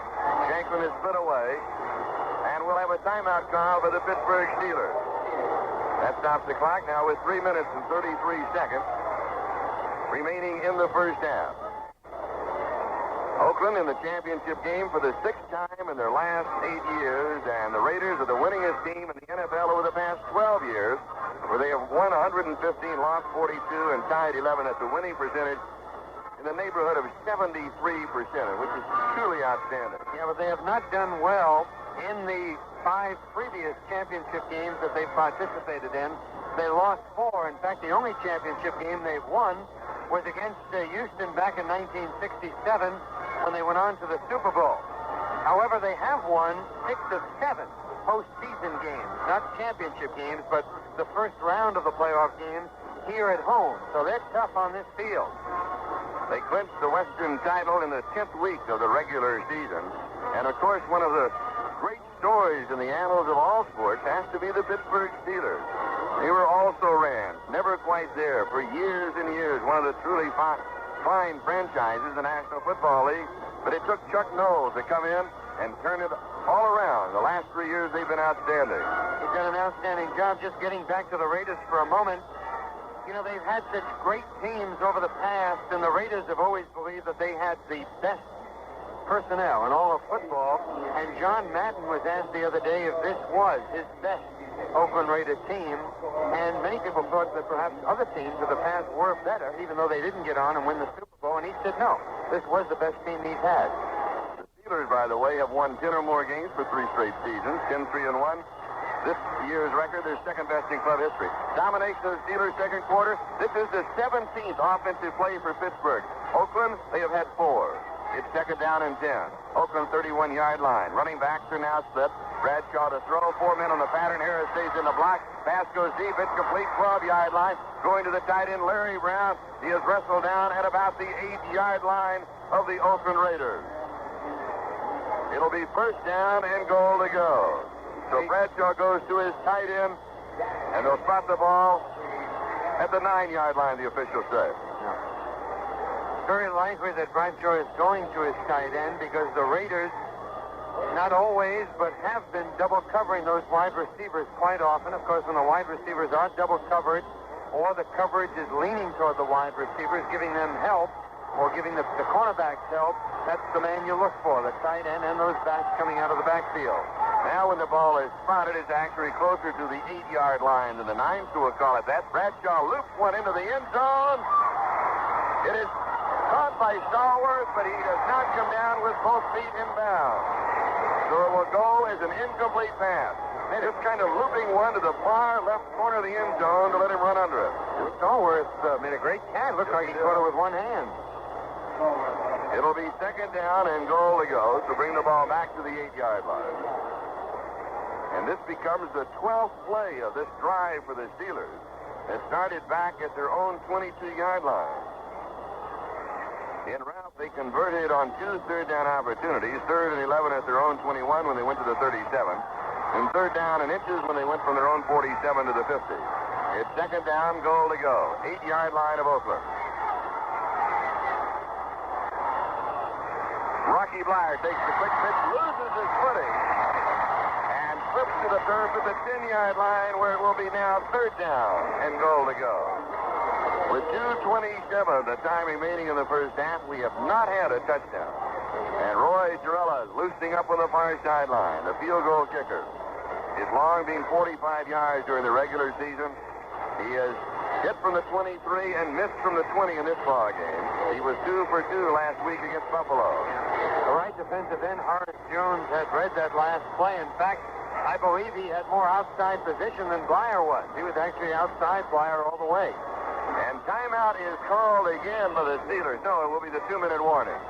So we now have the 2-minute warning of the time remaining here in the first half. And Bradshaw goes to the far side, and the Catholics being held there. The brain thrust of the Pittsburgh Steelers with 2 minutes remaining here in the first half, and a tie ball game at 3-3. The Steelers starting this drive at their own 22-yard line. They now have a 3rd down and goal to go at the Oakland 10. Before the game, Joey, we were talking to Al Davis, and of course he and Chuck Noll were once assistant coaches for the San Diego Chargers. And you played for them, right? Yeah, well, I didn't play for either one of them in their specific areas, but I was on the team under Sid Gilman. So they've been friends over the years, and I imagine it's more than a friendly rivalry, but they are friends. The domination of the Pittsburgh Steelers in every department of this championship game thus far, with the exception of the scoreboard. And the only offensive thrust of the Oakland Raiders came following the fumble by Lynn Swan on a punt return early in the ball game, recovered by Harold, and then within field goal range for George Blanda. As the Steelers ideally would like to get 7 points on the scoreboard, but if they have to settle for a field goal, then that missed Girella field goal early in the game really becomes important, because 9-3 certainly changes the complexion of the game as compared to a 6-3 score going into halftime. Bradshaw, after the game last week, when he, without question, played his finest game, he said never before had he really felt in complete control of a game like the one last week. And I sense this type of a feeling, particularly here in the second quarter. Yeah, I guess for a quarterback, things suddenly start to gel and everything makes sense. He can look at that primary receiver, but also keep an eye on the defenders and look for the secondary or even the third receiver if necessary. At the 10-yard line of the Raiders, it's 3rd down and goal to go. Now we're set. Bradshaw to throw. Into the end zone, and is intercepted. Running it out of the end zone and up the far sideline. Cutting back now at the 20. 30. Nehemiah Wilson. Flag goes down. Wilson intercepts it 2 yards deep in the end zone. Returns it to the 35-yard line. And now there's a flag down at the 39-yard line. And the 15-yard penalty against the Steelers takes the ball to the 50-yard line for a personal foul. Well, the situation changed quickly. Frank Lewis, the intended receiver, had fallen down on the play. It was a sideline route. He was in the end zone, and as he went to make his break to the sideline, he slipped. Bradshaw couldn't hold back, threw the ball right into the hands of Nehemiah Wilson. All right, the ball at the 50-yard line. Oakland in possession. 1st and 10. Davis and Hubbard are the running back. Stabler to throw. He goes deep to Biletnikoff, pulls it down 25, 22-yard line. into the crowd here. Well, they talk about Fred Biletnikoff and how he puts that sticky substance all over his body, his hands, his arms, his legs. But he still has a great pair of hands. He just doesn't drop anything. And, you know, any receiver can use that stickum if he wanted to. But it's just inside the 23-yard line of the Steelers. First down. Saber to throw. Both backs in. Flag down. Goes to Chris Branch. Has it at the 4 out of bounds at the 1-yard line, but don't forget the flag. Marker dropped to the 22-yard line, right at the line of scrimmage. And the penalty will go against the Oakland Raiders. 1 minute and 5 seconds remaining now in the first half. Seems to me that the Steelers defensive secondary is dropping back awfully fast, and it really doesn't call for it in this situation. Personal foul for tripping is the call, the 10-yard penalty, since the trip took place at the line of scrimmage. Normally what you call a leg whip is the call. First down 20 at the 33-yard line. Banaszak comes in. Hubbard comes out. Slot right side. 1:05 remaining first half. 3-3 ball game. Stabler back to throw under pressure. Dumps it off into screen. Banaszak at the 35. Hit at the 32. Bounced out of bounds back at the 33-yard line. That's the line of scrimmage. It'll be second down and 20. It was Andy Russell for the Steelers. Tough to run that play against the Pittsburgh Steelers because of the experience and highly capable linebackers. Those corner linebackers, Ham and Russell, are as tough as anybody in the league. And as bright. Davis comes down as Charlie Smith comes into the game. Last week it was Smith that got the touchdown pass. He did this during the regular season, making one quick appearance and scoring a touchdown. Saber to throw. Has all the time in the world. Goes to the near sideline. The pass is caught and out of bounds. At the 21-yard line, Bob Moore, the tight end. A pickup of 12 on the play, so it'll be third down and around 8 yards to go for the first down. Mel Blunt with a defensive coverage. Just a couple of minutes ago, now 54 seconds remaining, the Steelers were culminating their supposedly touchdown drive, the interception in the end zone by Wilson, running it out to the 35, 15 more yards for the personal foul, and here come the Raiders. I was talking about the difference between a 9 to 6 right. to 3 score. Saber throws low, incomplete. Going to Bob Moore at the 11, which would have given him the first down. The pass bounced at about the 13, and here is George Blanda. Field goal attempt upcoming. Blanda, as everybody knows, 47 years old. 25th year in the National Football League. This year, 11 of 17 field goals. His long 49. He completed 1 of 4 passes, and that was for a touchdown. Starting to look like a 47-year-old man, but he doesn't act like one. That's right. 38-yard field goal attempt, and it's blocked. The scramble for the ball, the Steelers hold. As the attempt is blocked, and the score remains tied as Pittsburgh takes over. That crowd got quiet in a hurry. If we were in Pittsburgh, I'm sure they wouldn't be quiet because the defensive unit once again came up with a supreme effort. So the Steelers now take over on their own 22-yard line, first down.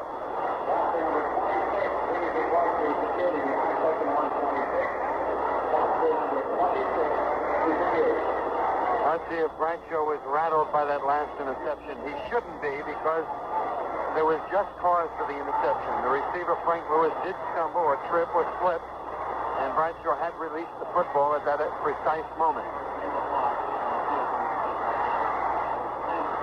Lambert is the man who blocked the field goal. Rocky Bly breaks clean outside the 30 to the 34-yard line, and he has a first down, picking up 12 yards on a quick opener on the right side.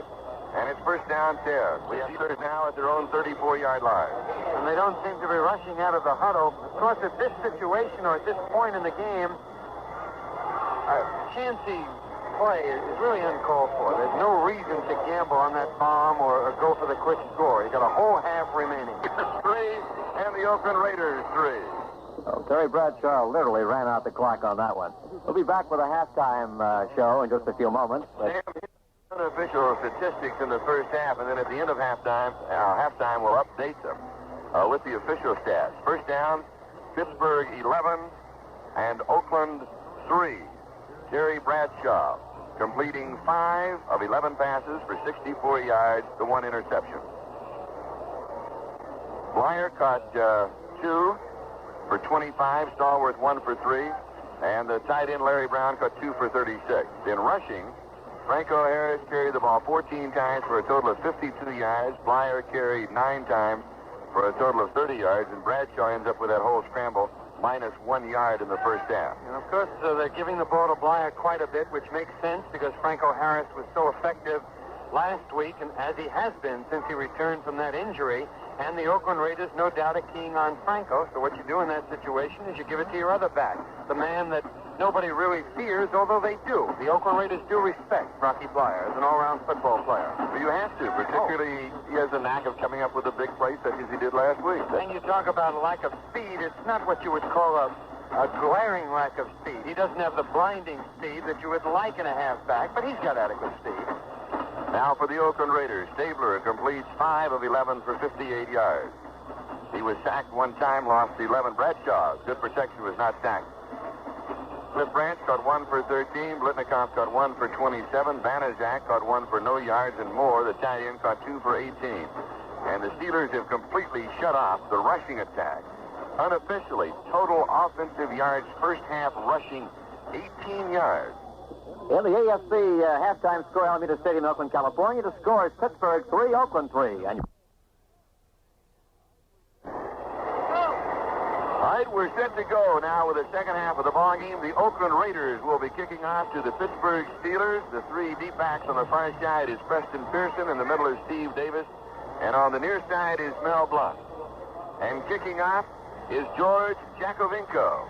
Ray Guy had been kicking off earlier in the season, had a little bit of a leg problem. They thought that kinds of motion from kicking off and from punting were bothering Ray Guy, and so they got Jakovinko, and he sails this one. It is taken at the 8-yard line by Steve Davis. On the return up the middle, he is hit around the 25, comes to the turf in the neighborhood of the 30-yard line, where the Steelers will be moving on offense.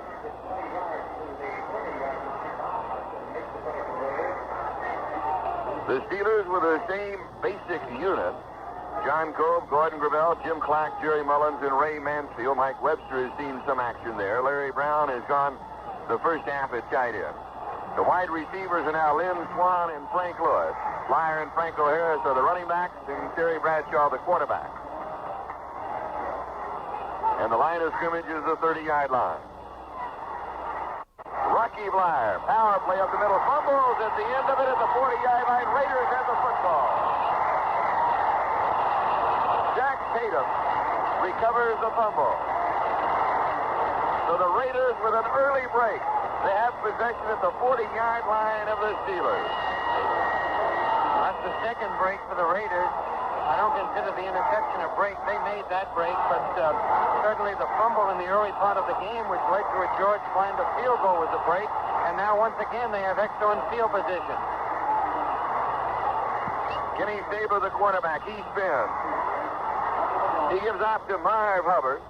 He powers his way to the 37-yard line where he's wrestled down by Ernie Holmes. It'll be second down and 7 yards to go. And we're only 30 seconds into the second half of the ball game. Cliff Branch and Fred Bolitnikoff are the 2 wide receivers. Bob Moore is the tight end. Jim Otto is the offensive center. 210 consecutive starts during the regular season for Otto. Gene Upshaw, George Fiedler, the guys. John Bello, Art Shell, offensive tackle. Stabler to throw. The left-hander Cox fires, and it's incomplete. He was going to Clarence Davis, coming out of the backfield. And it'll be third down and 7. We mentioned the Steeler linebackers before and how terribly important they are to this team, and that was a perfect illustration. The Steelers can do things in that defensive secondary because of those linebackers that other teams cannot do. They can put a Jack Ham or an Andy Russell on an offensive back in a one-on-one situation, and that enables them to double cover the wide receiver. Slot right side, third down 7. Oakland moving from our right to our left. 4-man rush. Saber goes to the far side. The pass is complete.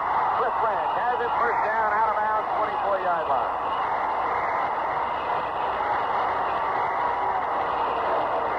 Donnie Shell. Snap Branch at the 24-yard line. Branch, the number 4 pick in 1972, took over the regular wide receiver job when Mike Ciani was placed on the injured list, and that was around midseason. Because Branch has much more speed than Ciani does. Ciani is more a Fred Biletnikoff type receiver. The receiver with a good move, good hands, but not blinding speed. Banaszak replacing Hubbard, and Banaszak carries. He goes to the 22-yard line, a gain of a couple. Ernie Holmes makes the tackle. It'll be second down, 8 yards to go at the Steelers' 22-yard line. Defensive secondary, J.T. Thomas, Mike Wagner, Glenn Edwards, Mel Blunt. The linebackers for the Steelers are Jack Ham, Jack Lambert, and Andy Russell. Front 4, L.C. Greenwood, Joe Green, Ernie Holmes, Dwight White. Second down, 8. Oakland at the 22-yard line of Pittsburgh. Saber to throw. 4-man rush for the defense. Interception. Jack Ham diving in front of beat Banaszak, and he is down at the spot of the interception, which is the 23-yard line. We were talking about those linebackers, and once again, Jack Ham came up with a big play for the Steelers. There's a timeout with the score still the Steelers 3 and the Raiders 3.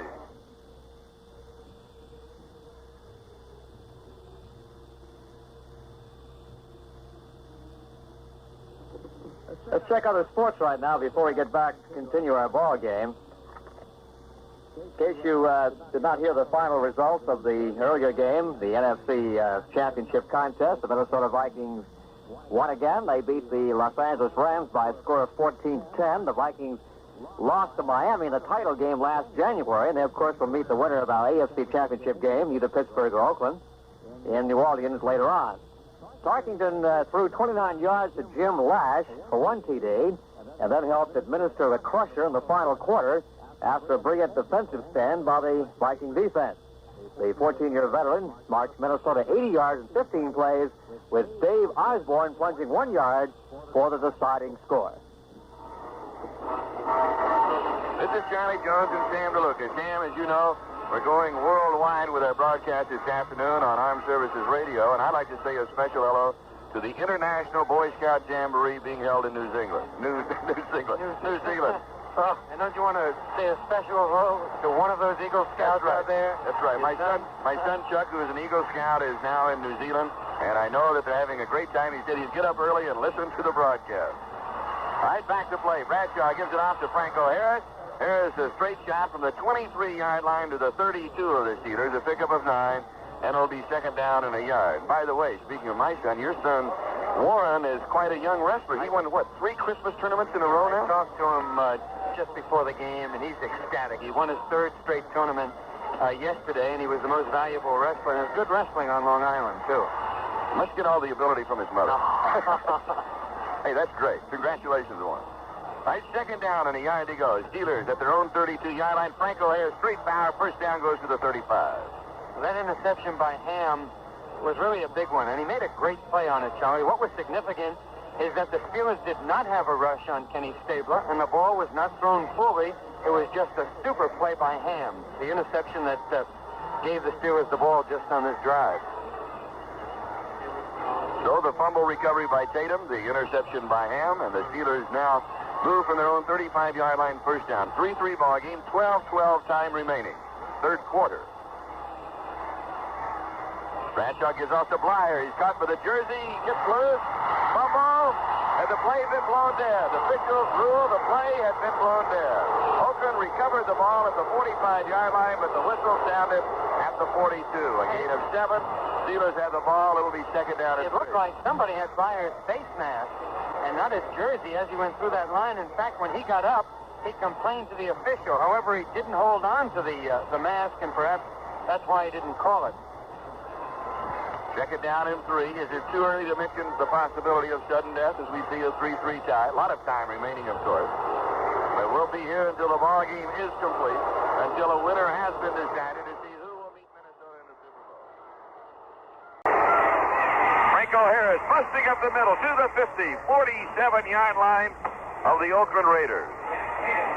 He's the guy that makes that Steeler offense go. In fact, when he was out during the early part of the season, that's when Joe Gillum, who had won that starting quarterback slot for the Steelers during the preseason and in the first 2 regular season games, started his decline. Of course, he eventually lost that job back to Bradshaw. But I think the absence of Harris in the lineup had a great deal to do with Gillum's problem. At the Oakland 47-yard line, it's the first down for the Steelers. Bradshaw takes, spins, gives to Harris. He's bumped along the line of scrimmage, and he'll lose a yard. It'll be second down and 11.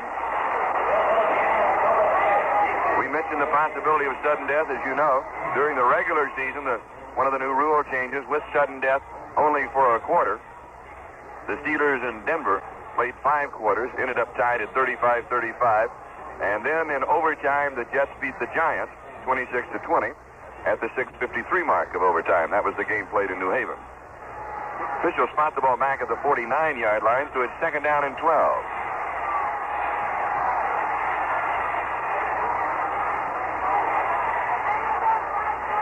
Running backs are now split. Franco Harris to the far side. Quick pitches to Rocky Blyer. Blyer right side, 45, 40, 39-yard line. So he picks up 10. He's a couple shy of the first down. It'll be third down and 2. So it's been really the running of Rocky Blyer and Franco Harris that have dominated the offense, and the statistics certainly point that out. Yeah, the Raiders did have a problem during the season in stopping the run. We indicated they finished 9th against the run in the American Football Conference. Of course, there are 13 teams in the conference. Blyer now has 64 yards in 12 carries. Harris has 73 yards in 18 carries. Now, that's 30 carries between them already. And a total of 137 yards between them. Might get closer to the 40. It's third down and 3. Terry to throw. Bradshaw has time. Goes left, incomplete. Intended receiver was Frank Lewis at the 29-yard line, and he simply missed him. So it will be fourth down and 3. And coming in is Bobby Wall in the punt. A 39-yard average during the regular season with a net of 30.2. 38.7-yard average against Buffalo in the playoff game last week with a net of 33.2. Now, Bradshaw had adequate protection. He just didn't throw the ball well. Ron Smith, the deep back on the return, is at the 10-yard line of the Oakland Raiders. Here's the long snap. The 2 steps by Bobby Walden, and he sails it deep. Smith watches it go into the end zone. And then back to the edge of the end zone for the automatic touchback. So we'll bring the ball out to the 20-yard line where the Oakland Raiders will take over. We've got 9 minutes and 15 seconds. Time remaining in the third quarter. A timeout on the field. The score, Pittsburgh 3 and Oakland 3. Well, Australian bookmakers are betting even money that Jimmy Connors does not lose another set in the $100,000 Australian Open Tennis Championships currently being held in Melbourne. Connors got a little careless in his match today with fellow American Raz Reed, dropping the third set before disposing of Reed 6-3, 6-3, 5-7, and 6-love. Connors next meets young Australian Kim Warwick in the quarterfinals. Meanwhile, second seed John Newcomb also advanced to the quarterfinals, along with fellow Aussies John Alexander, Tony Roche, and Jeff Masters. Well, this game very well could be decided by a toe of either Roy Girella or George Blanda on the season. Girella, extra points at 33 out of 35. Field goals, he made 20 of 29, total points 93, his longest 45. Blanda, 44 of 46, extra points. Field goals, he tried 17, made 11. Longest was 49, total points 77. Thus far in the ball game, the Oakland Raiders have managed only 21 yards rushing in the ball game. We want to do a quick statistical look through our files to see what the Raiders were averaging on the ground during the regular season. Because the defense of the Steelers has been outstanding. They had about 3,300 yards rushing, I believe. 3,334 passing, 3,384, something like that. No gain. And Stabler hands off to Clarence Davis. He tries the left side of the offensive line and is stopped by the defense of the Steelers. So it'll be second down and 10, and the line of scrimmage still the 20-yard line. Here's their official statistics. During the regular season, net yards rushing, average gain per rush is 4.2.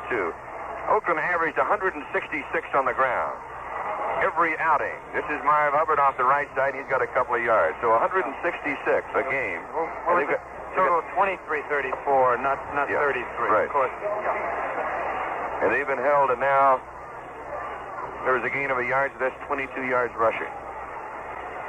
Unreal, the Steelers' defense. Third down and 9.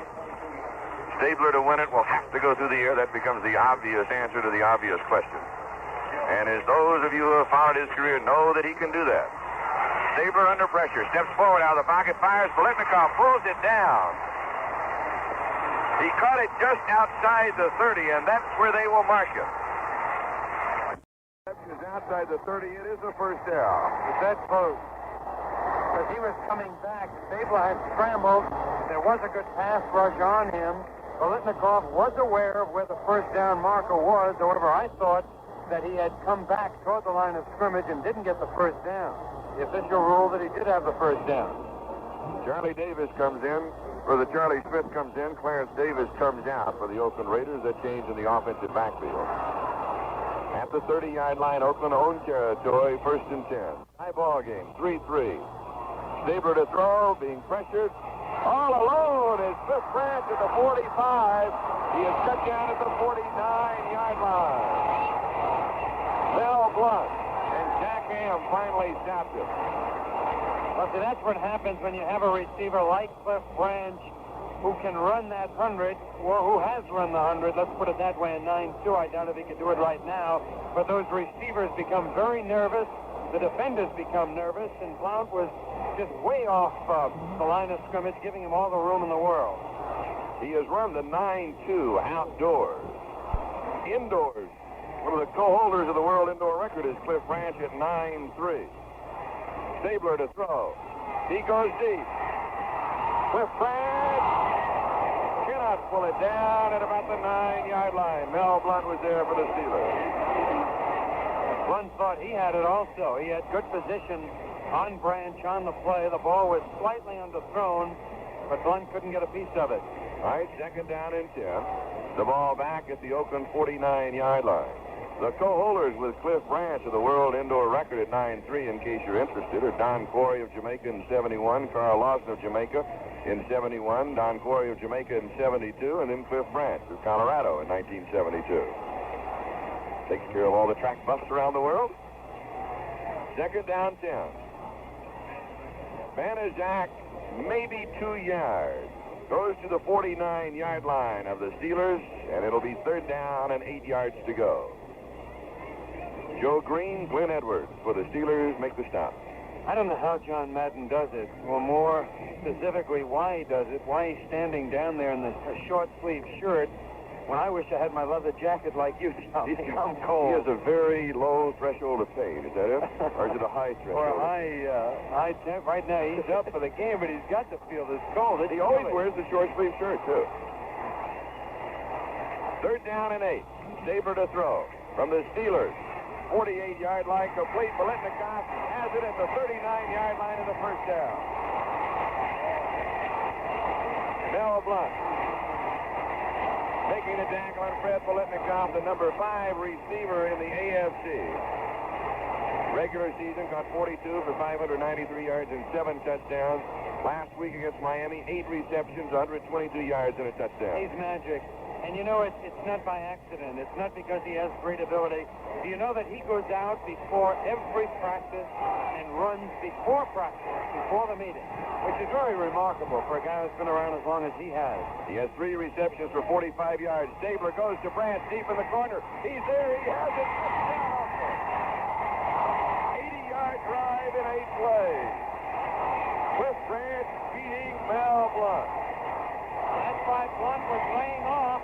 He tightened up a little bit, and he was burned long or deep.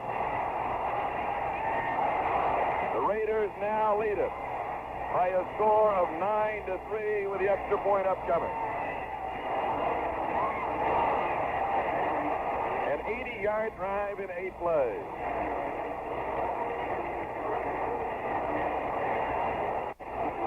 Stabler to Branch. Touchdown play covering 38 yards. George Blanda to attempt the point after. Ball is down. The kick is up. Crowd reaction tells you it is good. There's timeout with a score Oakland 10, Pittsburgh 3. Branch during the regular season for Oakland was second to Mitchell of Baltimore. Branch caught 60 passes for 1,092, an average of 18.2. His longest 67 for 13 touchdowns. He actually had more yards receiving than anybody in the entire National Football League, beating out Preston Pearson of Dallas by 5 yards. Pearson of the Cowboys had 1,087, Branch 1,092. And he is fast as he got down there to make that grab in the corner of the end zone.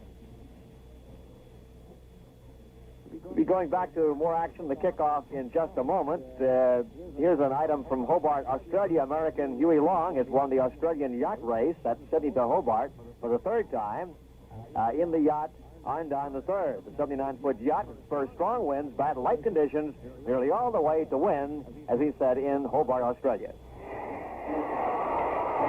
Kenny Stabler, 10 of 18 now for 147 yards and the touchdown. At one point, I believe he was 1 for 6, wasn't he? You know what the difference is? The pass protection. Cliff Branch, who scored the touchdown, is the 4th Oakland receiver ever to gain more than 1,000 yards in a season. The deep back in the middle is Steve Davis, and kicking off is George Jacovinko. He approaches the ball, and here is the boot. He sails it deep. It is taken at the 7-yard line by Davis. 15 up the middle, 20, 25, 30, 35, hit down at about the 39 or the 40-yard line. Let's pause 10 seconds for station identification. This is the American Forces Radio and Television Service.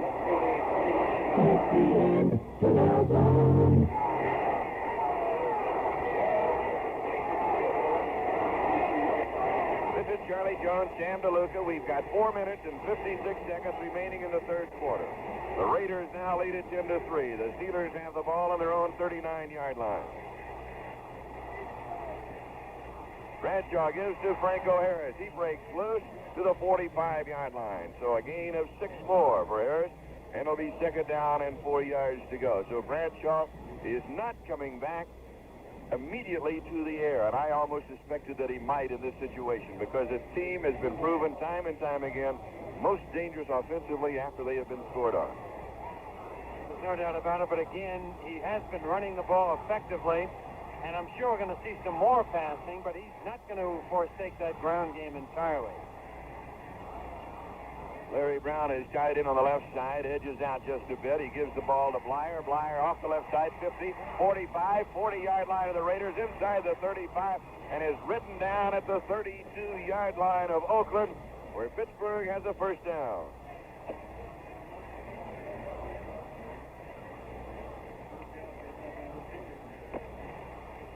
Got the ball at the Oakland 32-yard line. As very quickly the Steelers now have moved from their own 39 to the Raiders' 32. They send John Stallworth wide to the far side and Lynn Swan wide to the near side. The running backs are Franco Harris and Rocky Blyer. Moving from left to right, Franco Harris runs into Ray Mansfield and still manages to pick up a couple of yards to the 30-yard line where it's 2nd down and 8.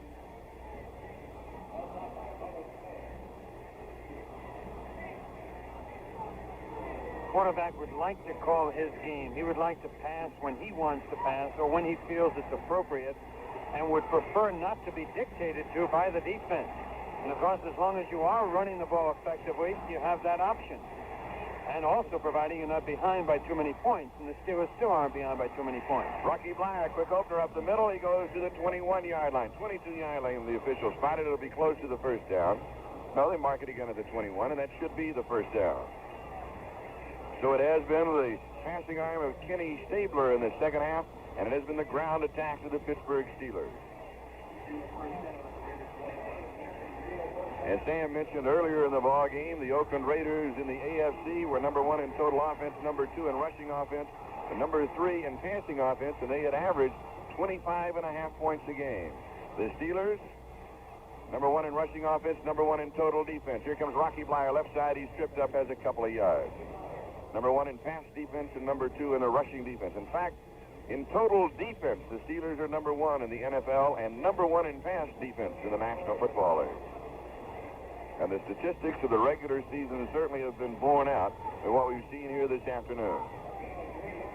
Mark the ball at the 18-yard line. And it is second down, 7 yards to go as the Steelers threaten at the Raiders' 18. Bradshaw Smith gives to Harris, and he is dropped at the 21, a loss of 3 yards on the play. Bubba Smith makes the defensive play for the Oakland Raiders. Bubba playing good football for the Raiders. Of course, he was given an opportunity because of the injury to Tony Klein, but he's been doing a good job. Jimmy Warren comes in. Bubba comes out, and listen to the hands.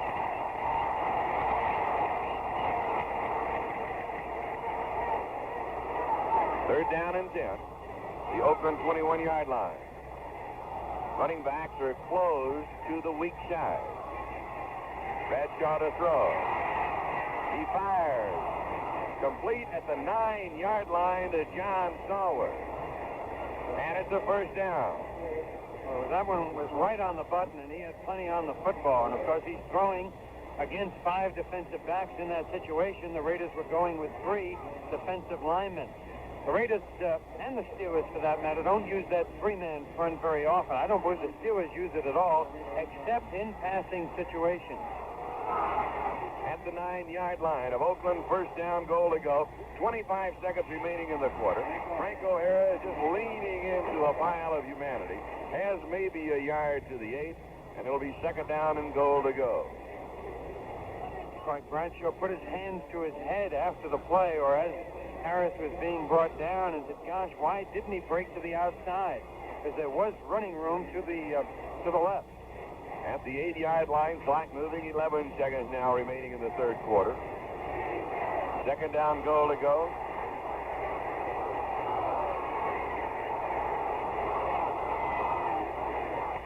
And the gun's down. That is the end of the third quarter with the score, Oakland 10 and Pittsburgh 3. Australian bookmakers are betting even money that Jimmy Connors does not lose another set of the $100,000 Australian Open Tennis Championships in Melbourne. Connors got a little careless in his match on Sunday with fellow American Raz Reed, dropping the third set before disposing of Reed 6-3, 5-7, and then he got a little upset about losing that one set, so he blew him out 6-love. Connors next meets Australian Kim Warwick in the quarterfinals. Second-seeded John Newcomb also advanced to the quarterfinals, along with fellow Aussies John Alexander, Tony Roach, and Jeff Masters. It's expected that Connors and Newcomb will meet for the championship later on in the week. Newcomb, a couple of days ago, had to go 5 sets against a relative unknown. And on the same day, Connors won his match in straight sets. So people keeping a close eye on John Newcomb and Jimmy Connors in the Australian Open Tennis Championships in Melbourne. Through the first 3 quarters of the AFC Championship game, Frank O'Hara, 22 carries, 78 yards. Rocky Bleier, 15 carries, 98 yards. The pair of them, 37 offensive rushes and a total of 176 yards for the pair. Okay, the Steelers are running well, but now they have a 2nd and 8 situation. The ball is on the 8-yard line.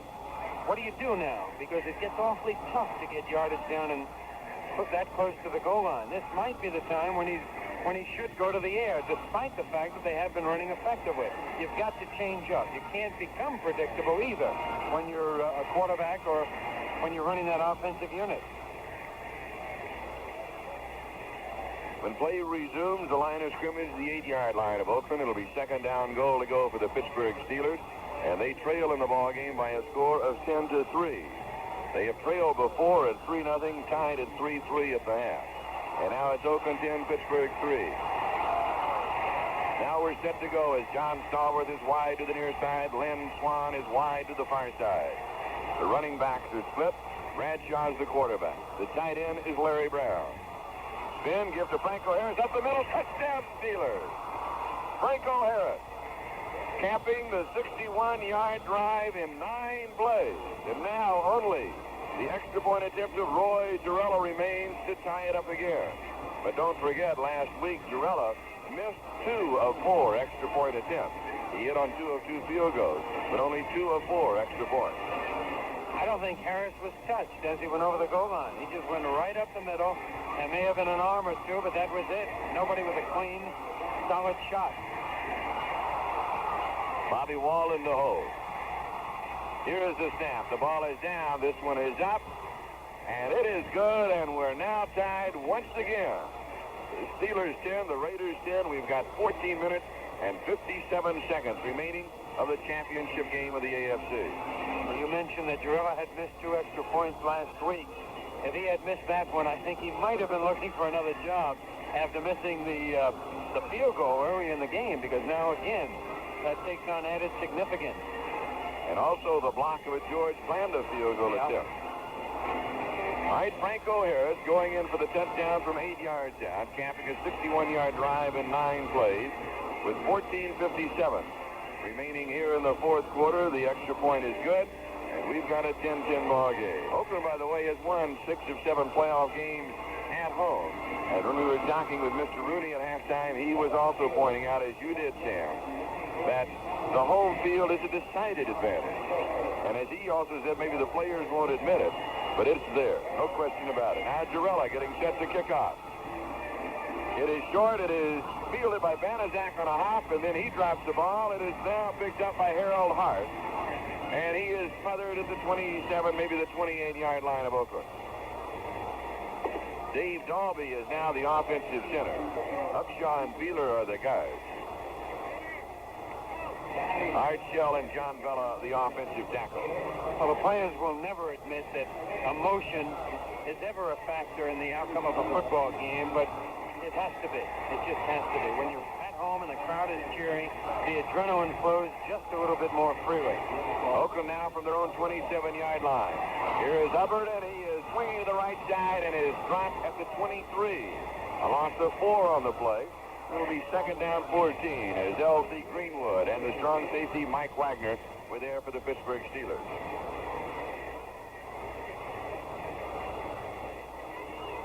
14:26 clock moving. A lot of time remaining here in the 4th quarter. Now, this is a situation that a quarterback does not like when he doesn't pick up any yardage on 1st down. And there's a very good likelihood or a very good chance of his passing in this situation. They're going to be looking for the pass. And he come back with a draw to Davis. And the defense is still there. A yard, maybe 2. Let's count it the 25-yard line. But it'll be 3rd down and 12. And Ernie Holmes was there to close any hole that might have been opened by the offensive line of the Raiders. Big play for Oakland. 3rd down and 12. The ball on their own 25-yard line. Even with the punting of Ray Guy. Should they fail here, any kind of return by Lynn Swan, the Steelers will have excellent field position. But that's looking one play down the road. Let's see what happens here. 3rd and 12. Saber to throw. Far side. Flag goes down. The pass is incomplete. The coverage was by Andy Russell. The intended receiver was Cliff Branch. Let's see what the conference is all about. Now being held at the 30-yard line. Preliminary signal is defensive holding, which carries an automatic 1st down. 5-yard penalty, automatic 1st down. So that moves the ball to the 30-yard line, and it's 1st and 10. In penalty yardage in the ball game, Oakland a total of 55 yards, and for the Steelers a total now of 20 yards. Not so much the totals, Charlie, it's when those penalties occur that are most important. Good point. Stabler to throw. He goes deep. Foot races on, far side, it's incomplete.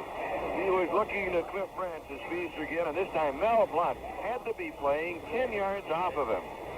He shouldn't have thrown the ball. I mean, it was just not up for grabs, but very little likelihood of it being completed because of the way Blunt is playing Branch.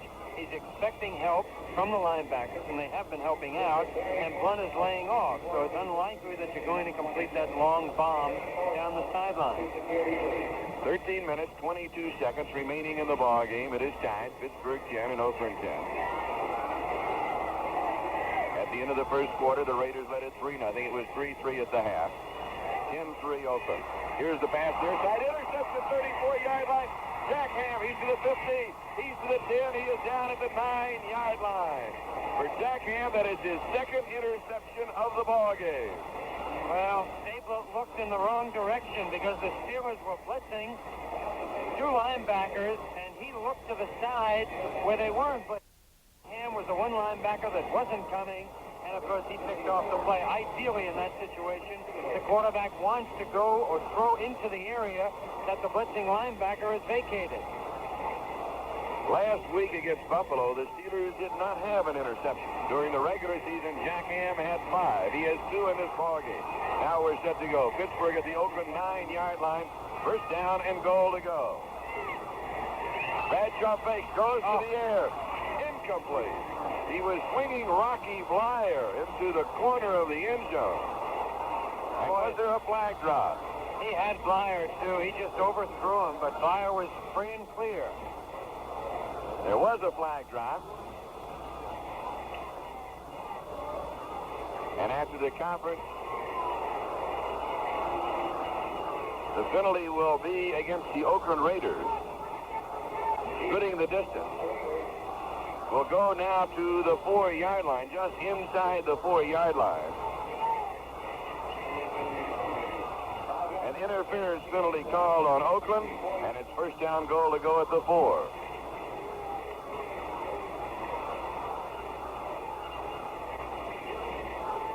Clock is stopped with 13:08 remaining in the fourth quarter. A 10-10 tie. Jack Ham's interception at the 34-yard line, returning it to the 9. The interference penalty takes the ball to the 4, and it's first down goal to go for the Steelers. As Stallworth goes wide to the far side. I think if I were Terry Bradshaw, I'd tell the offensive line you did it before and give it to Franco Harris once again on that play that he scored on before, right up the middle. Double tight end. Jerry Mullins, the starting guard. Here's Blyer up the middle, and he has a yard to the 3. Mullins has moved out to a tight end, and he and Larry Brown are the 2 tight ends in the offensive set. On second thought, if I had to do it over, I'd say last time Franco was strong up the middle. Let's give it to Rocky. But the middle is good. That last call against Oakland was on Skip Thomas. And that's exactly what he did, Charlie. Franco Harris played out to the right, and he gave it to Blyer. Good thinking. He's one step ahead of us. All right. Second down, goal to go. Running backs are closed to the weak side or the near side of the field, a basic running formation. Franco Harris, and he is tripped up at the 6, a loss of 3. So the defense of the Raiders is suddenly there. Third down and goal to go.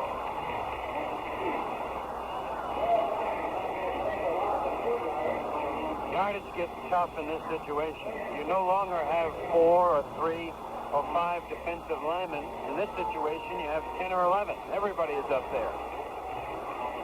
Third down goal to go at the 6-yard line of Oakland. Juan has come back in. He goes to the far side as Mullins comes out. Stallworth is wide to the near side. Running backs are split, passing formation. 4 men in the pattern, deep in the middle. Touchdown. Pass is complete to Lynn Swan. And he caught it right at the back edge of the end zone, and very alertly had to get both feet down in time.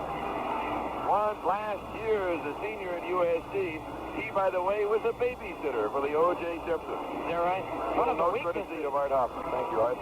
One of the weaknesses of the Steelers last year and coming into this season was depth at wide receiver. They drafted 2 in Lynn Swan and Stallworth, and both have fanned out. Now it's a strength. They have great depth at the wide receiver spot. Roy Girella now will attempt the extra point. The Steelers out in front for the first time in the ball game. They lead 16-10. Here's the snap. The ball is down. The kick is up. And it is good. There's timeout on the field with the score. The Pittsburgh Steelers 17 and the Oakland Raiders 10. Veteran quarterback Fran Tarkenton gave Minnesota another shot at the Super Bowl title by taking the Vikings to a 14-10 victory over Los Angeles in the National Conference Championship game in Bloomington, Minnesota. The Vikings, who lost to Miami in the title game last January, will meet the winner of the AFC Championship game you're listening to right now between Pittsburgh and Oakland. Tarkenton threw 29 yards to Jim Lash for 1 touchdown and helped administer the crusher in the final quarter after a brilliant defensive stand by the Viking defense. The 14-year veteran marched Minnesota 80 yards in 15 plays, with Dave Osborne blasting in from a yard out for the deciding score. Tarkenton carried 4 yards to within inches of the goal line to set up that go-ahead score. It was on a 4th down play, and actually it'll be recorded as a 1-yard dive by Osborne, but it was actually inches that he had to go, and he just went up in the air and was able to get in there for that touchdown. This is Charlie Jones, Sam DeLuca. We now have 11:51 remaining in the AFC Championship game at Oakland Coliseum. The Steelers out in front of Oakland now 17-10 as Roy Girella will be kicking to Harold Hart or Ron Smith.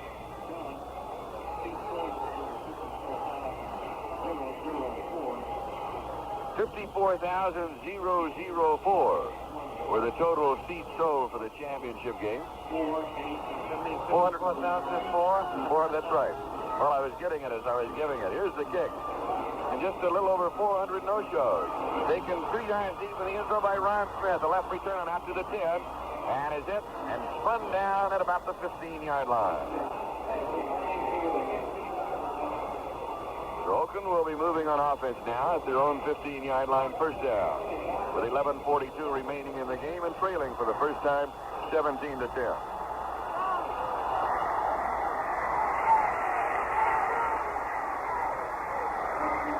The Raiders break the huddle following the 17-yard return of Ron Smith. Biletnikoff comes wide to the near side, Branch to the far side. The ball carrier is Clarence Davis, and he is stopped shy of the 15. Actually, he'll lose about a half a yard, but let's call it 2nd down and 10. L.C. Greenwood and Joe Green were there.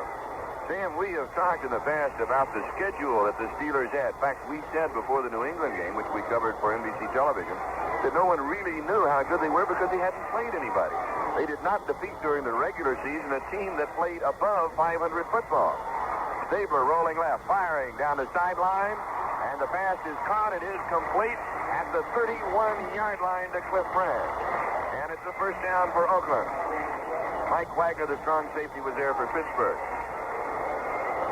But that was not to say they were not a good ball club. It's just the fact that they had simply not played the caliber of a schedule that a lot of other teams in the NFL have played. But they showed against Buffalo how they can dominate a ball club, and they have showed here particularly their rushing attack and a tremendously strong defense against the Raiders. No doubt that the offense has improved as the season went on. From the line of scrimmage marked is the 30-yard line, moving up to the 34 for a gain of 4 yards.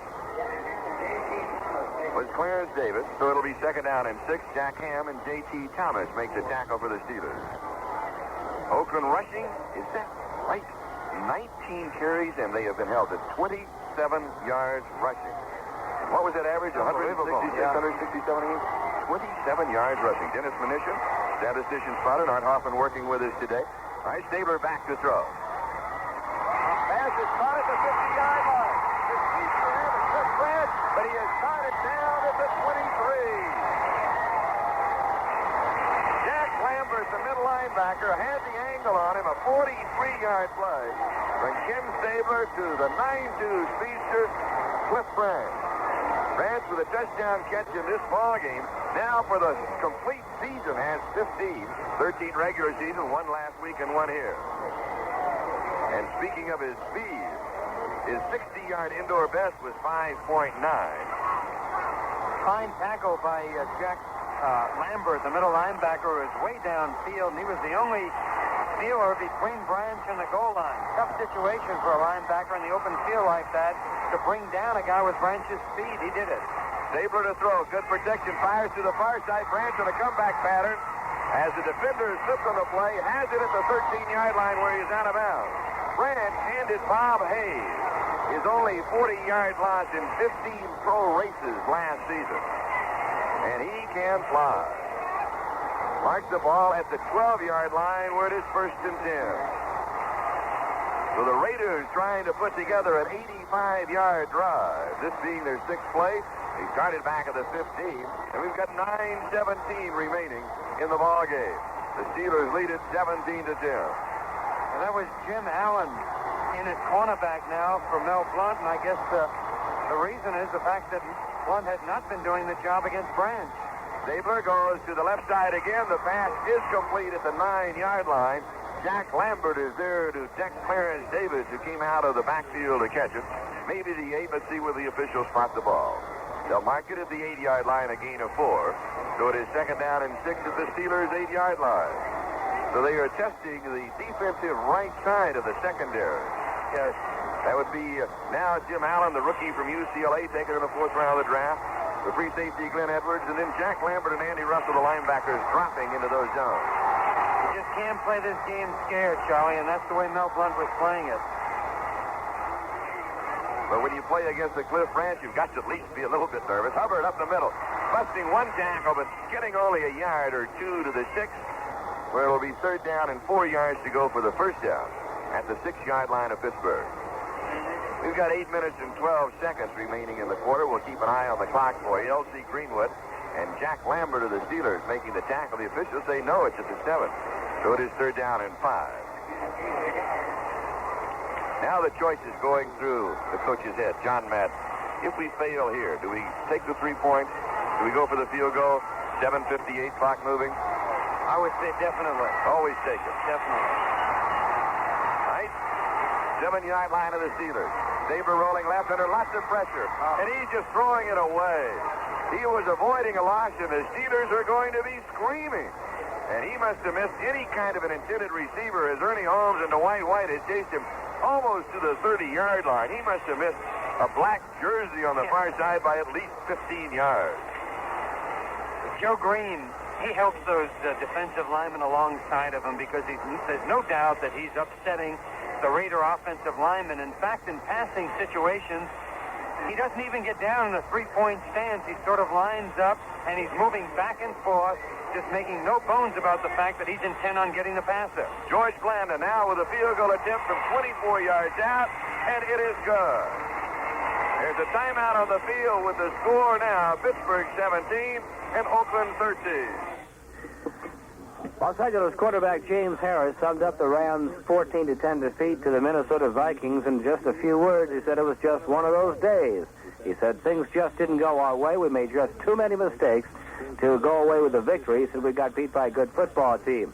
The Rams were penalized 70 yards to Minnesota's 10 and lost the ball on 3 fumbles and 2 pass interceptions. Trailing 7-3 in the 3rd quarter, Harris connected with Harold Jackson on a 73-yard pass to the Minnesota 2. But that drive was eventually halted by an illegal motion penalty and Minnesota linebacker Wally Hilgenberg's interception in the end zone. According to Harris, he said, I saw linemen coming at me from everywhere, linemen all over. And he said, I just did the best I could to escape. He escaped 3 tacklers before unloading that 73-yard pass to Jackson. Jackson caught the ball on the Vikings' 40, and he said Harris just laid that ball out there perfectly.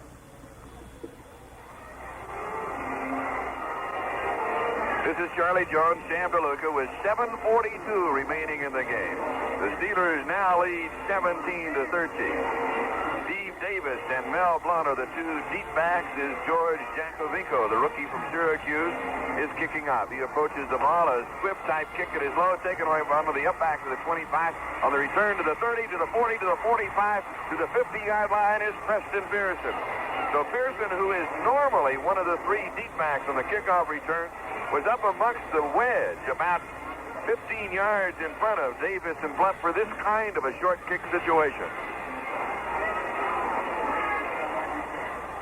Excellent strategy. If you know he's going to get the ball, it was really a fortunate situation for the Steelers because had anyone else on that wedge received the kickoff, he probably would have lateraled it back to one of the deep backs.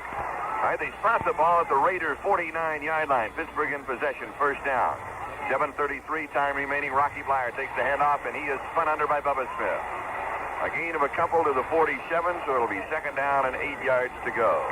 Well, throughout the game, the Steelers have been able to move the ball on the ground effectively, and of course, that's exactly what they would like to do in this situation. Keep moving the ball, even if they had to settle for another field goal at this point, although it wouldn't do them that much good, but they want to eat up that clock. And with that carry, Rocky Blyer has picked up now 101 yards in 7 carries. 101 for Blyer. The fake is to Blyer. Bradshaw fumbles it. It is covered by Oakland. Still loose. Tatum still loose. Pittsburgh, I believe, has it. Yes, back at the 46-yard line. Rocky Blyer finally recovered the fumble. You know, the same thing just before we left the hotel. I was watching the championship game in the NFC. The same thing happened to Tarkenton. He was running with the ball on a bootleg, and he just fumbled it. Tarkenton had fake. He was carrying it on his hip, and the ball just squirted out of his hand. And put this all together for a gain of a yard to the 46, so it's 3rd down and 7. At 6:23 on the timer. Steelers leading by 4, 17-13. Running back Cliff. Swan wide to the far side. Stallworth is wide to the near side. 3-man rush for the Raiders. Bradshaw fires into coverage to Swan. He has it. He catches it at the 35-yard line, which is a first down.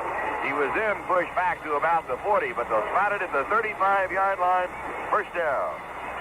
Bradshaw has to have the strongest arm in football. He pins that really football. You're right. And I think maybe the rap of that, that he is carried, in fact, he has even talked about it, may not have been true. It may just been the fact that it takes a lot of experience for a quarterback. Yes, particularly. And also coming out of small college football. You're not going to see the sophisticated coverages that we see in major college football. So some people take just a little bit longer. So perhaps it's been a bad rap all the way along. Franco Harris. A couple of yards to the 33. It'll be 2nd down and 8 as he just went over the right side behind the blocking of Mullins and Gravel. The Raiders used to be a man team in that defensive secondary. They were great ones for covering on a man-to-man basis and also using the bump and run. And I believe that the new rule instituted this year preventing those defensive backs and linebackers from bumping the receiver more than once has hurt the Raiders' defensive secondary because they played the bump and run more often than any other team in football. 2nd down 8. The offensive line is Cole, Clack, Mansfield, Mullins, and Gravel from left to right. Second back through is Franco Harris. And he has 3 yards to the 30-yard line. 3rd down and 5. Clock moving very quickly. We're to the 4.5-minute mark. And, of course, this is one of the things that the Steelers are accomplishing here. One of the reasons they want to stay on the ground as much as possible, to use up that clock. They lead by 4, 17-13. And they'll sit in the huddle. Now they break. Wide to the far side is Swan. Wide to the near side is Stallworth.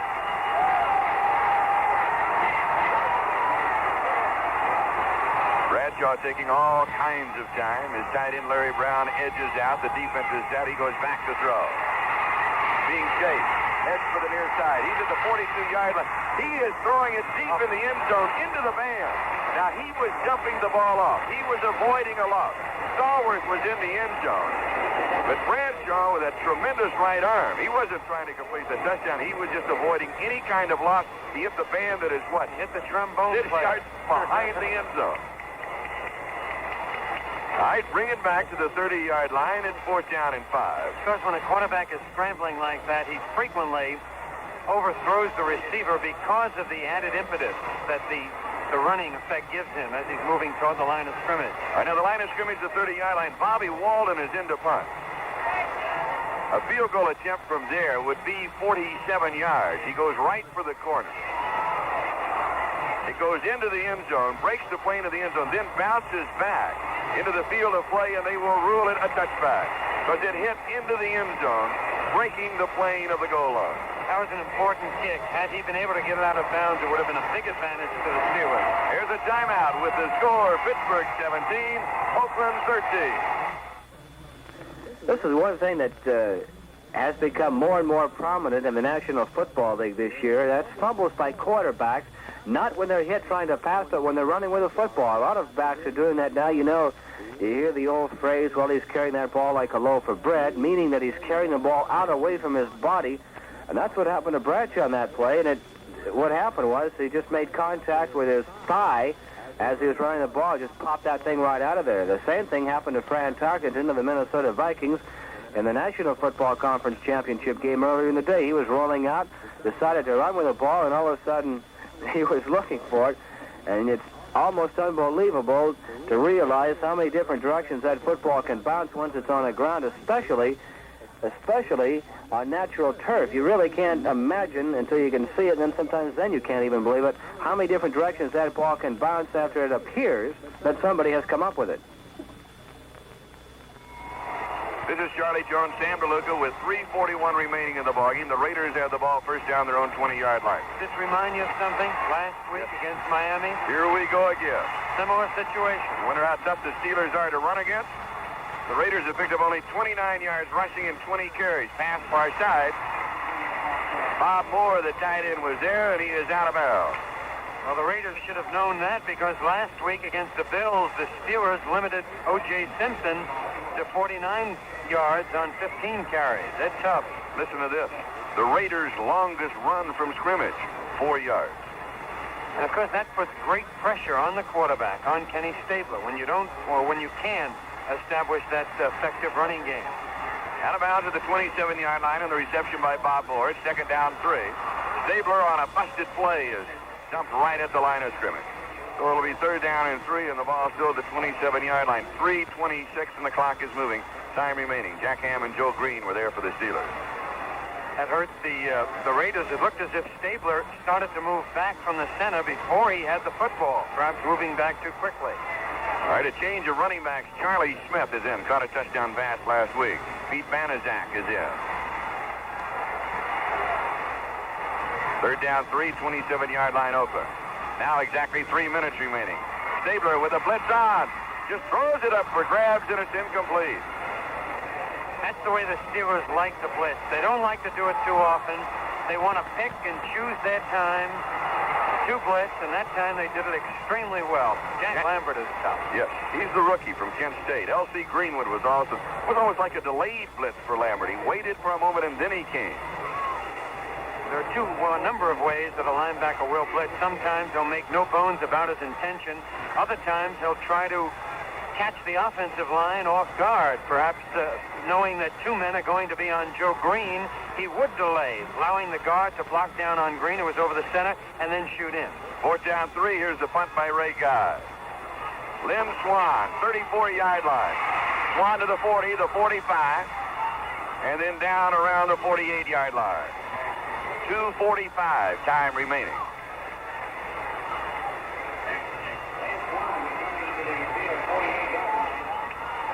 Warren Bankston, who was formerly with Pittsburgh, made the tackle for the Oakland Raiders. So the Steelers have the ball on their own 48-yard line, first down. They lead the ball game 17-13. And they've got 2 minutes and 45 seconds to kill. The Vikings defeated the Rams 14-10 earlier today. Wonder who the Vikings are rooting for. They're probably so happy they don't care. Bradshaw spins. He gives to Franco Harris, and he has a yard. He runs into Gerald Irons. Horace Jones was there. Dan Connors was also there. So it'll be second down and 9. Now there's 2:30 remaining in the game. And so the Steelers, I assume here, will just remain in the huddle until the 2-minute mark. Because you're allowed 30 seconds to get the play off in the National Football League. Now they break at the 2:13 mark, and the clock is still moving. They put Stallworth wide to the near side, Swan wide to the far side, 2:05. They get the play off. Blyer runs into one of his own men. Falls down at just to the Oakland side of the 50-yard line, where it will be third down and 8. And now the 2-minute warning will be given to both benches. Sam? Bradshaw has not played as well as he did last week, but he has played a fine football game. And, of course, he was simply outstanding last week. He's 8 for 17 for 94 yards. Not a great deal of yardage, but he's picked his time, and he's thrown the ball well when he's had to. And he's had some unfortunate breaks. I think when the receiver, and I don't remember really whether it was Frank Lewis or John Stallworth, slipped in the end zone, and, of course, the Raiders came up with the interception. That was an unfortunate break, but overall, I'd say that Terry Bradshaw has played in this game more as he did last week, as he did during the early part of the season when he lost his job. With 2 minutes remaining in the ball game and the score, Pittsburgh 17 and Oakland 13. I think everybody here, I know everybody, most everybody in the stadium are a bit stunned, and I wonder if those who are listening around the world and those who are watching on NBC television are also a little bit stunned, because I think the consensus of opinion is that the Raiders would pretty well do what the Steelers have done in this ball game. In other words, dominate it. Well, I don't think that any team is going to dominate that Steeler defense when they're ready to play, and they came to play today. I did perhaps expect a little more from the Raider defense. They just haven't been able to shut off the Steeler running attack. 3rd down and 8 as we go back to action. The ball at the 50-yard line. Bradshaw back. He goes deep.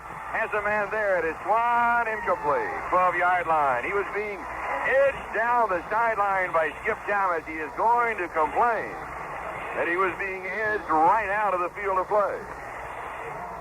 It'll be 4th down and 8 back at the 50-yard line. The margin, 4 points. Fine coverage by Thomas. He was with him step for step, and they probably did make some contact, but only because there was good coverage. Remember, the defender has as much right to the football as the receiver. Bobby Wallen will be punting. We've got a minute 54 remaining in the game. Pittsburgh 17, Oakland 13. Ron Smith, step for the return at the 7-yard line. Here's the kick. He sails it towards the corner.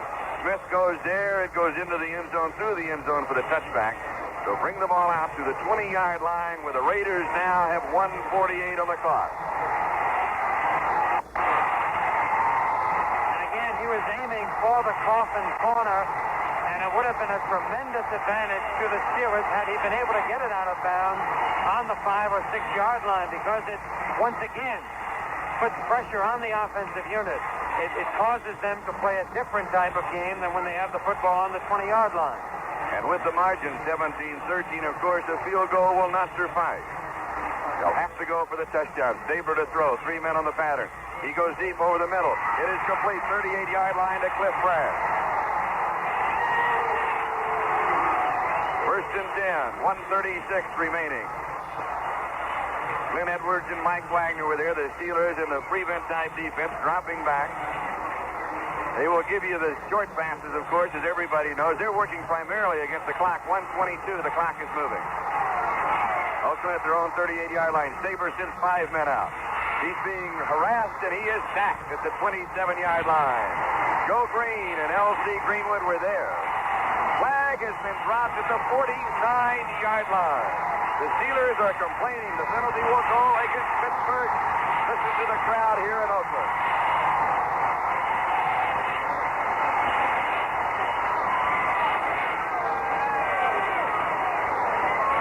Dropped to the 50-yard line. Now, remember, the line of scrimmage was the 38. The sack took place back at the 27. Holding Pittsburgh. Automatic 1st down. They will apply the penalty to the end of the run, which was the sack at the 27. So that means the line of scrimmage is now the 32-yard line, but it's a 1st down. So it ends up a loss of 6, but they get the down over.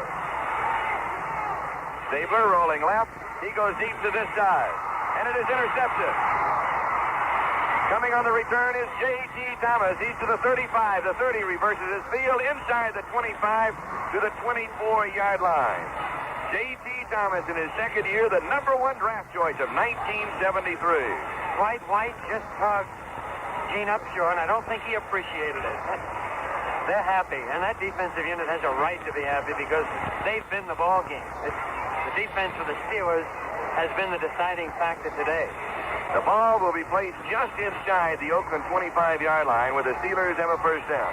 That is 3 interceptions by the defense of the Steelers. 2 by Jack Ham and 1 by J.T. Thomas. And we have exactly 60 seconds remaining in the championship game.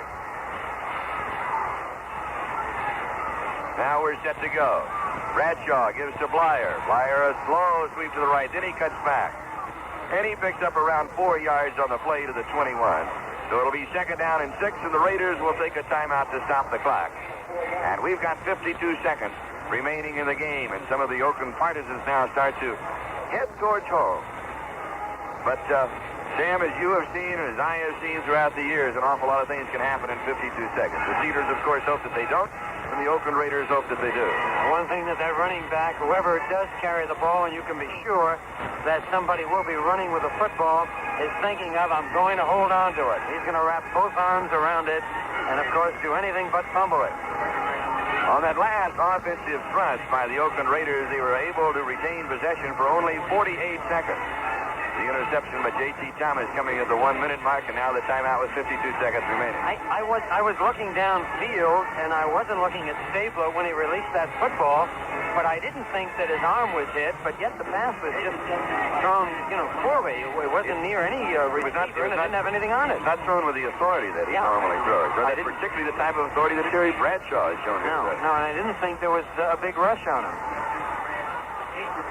At the Oakland 21-yard line, the Steelers have possession, second down and 6. They have the lead, 17-13. And they have to eat up only 52 seconds to head for the Super Bowl in New Orleans in 2 weeks against the Vikings. This is Franco Harris. Hole up the middle, inside the 10, the 5. He scores the touchdown. That puts it away. Franco Harris scoring from 21 yards out. That makes it 23-13, and that's it with 47 seconds remaining. It'll be quite a Super Bowl for the Vikings because you're going to have two outstanding defensive units. And I doubt if the Steelers can run as effectively against the Vikings as they have against the Raiders today. Franco Harris scoring his second touchdown of the afternoon, his 5th in the playoffs, 3 last week. Roy Girella now will attempt the point after. Here's the snap. The boot is down. It is up, and it is good. The Pittsburgh Steelers now lead 24-13 with 47 seconds remaining. That last touchdown drive covered 25 yards, and it took only 2 plays.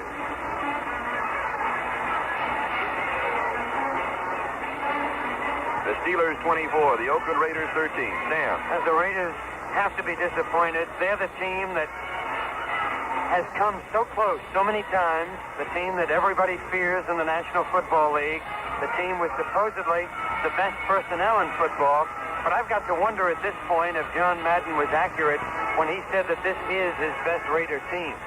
Perhaps that personnel isn't as good as Raider teams of the past. Not the way the Steelers have run against them anyway. Certainly the defensive line and perhaps Connors may be aging in the middle because they've run up the middle quite effectively. That touchdown drive, by the way, only took the Steelers 13 seconds. And if the Oakland Raiders are the finest team that John Madden has ever had in the Pittsburgh Steelers, are a tremendous ball club, they sure are. So it'll be a happy flight home for the Pittsburgh Steelers, and they'll be heading towards New Orleans. And the Minnesota Vikings in Super Bowl 9. NBC Radio, by the way, will be there. John Brody and Jim Simpson will be there for the coverage. Here's the kickoff by Roy Girella. The return is taken to the 4-yard line by Harold Hart of the Raiders. He hurdles at the 20, and he comes down around the 24-yard line. So Oakland has possession of their own 24-yard line. First and 10. They've got 42 seconds on the clock. Cliff Branch, 8 receptions in the game, and that ties the playoff record.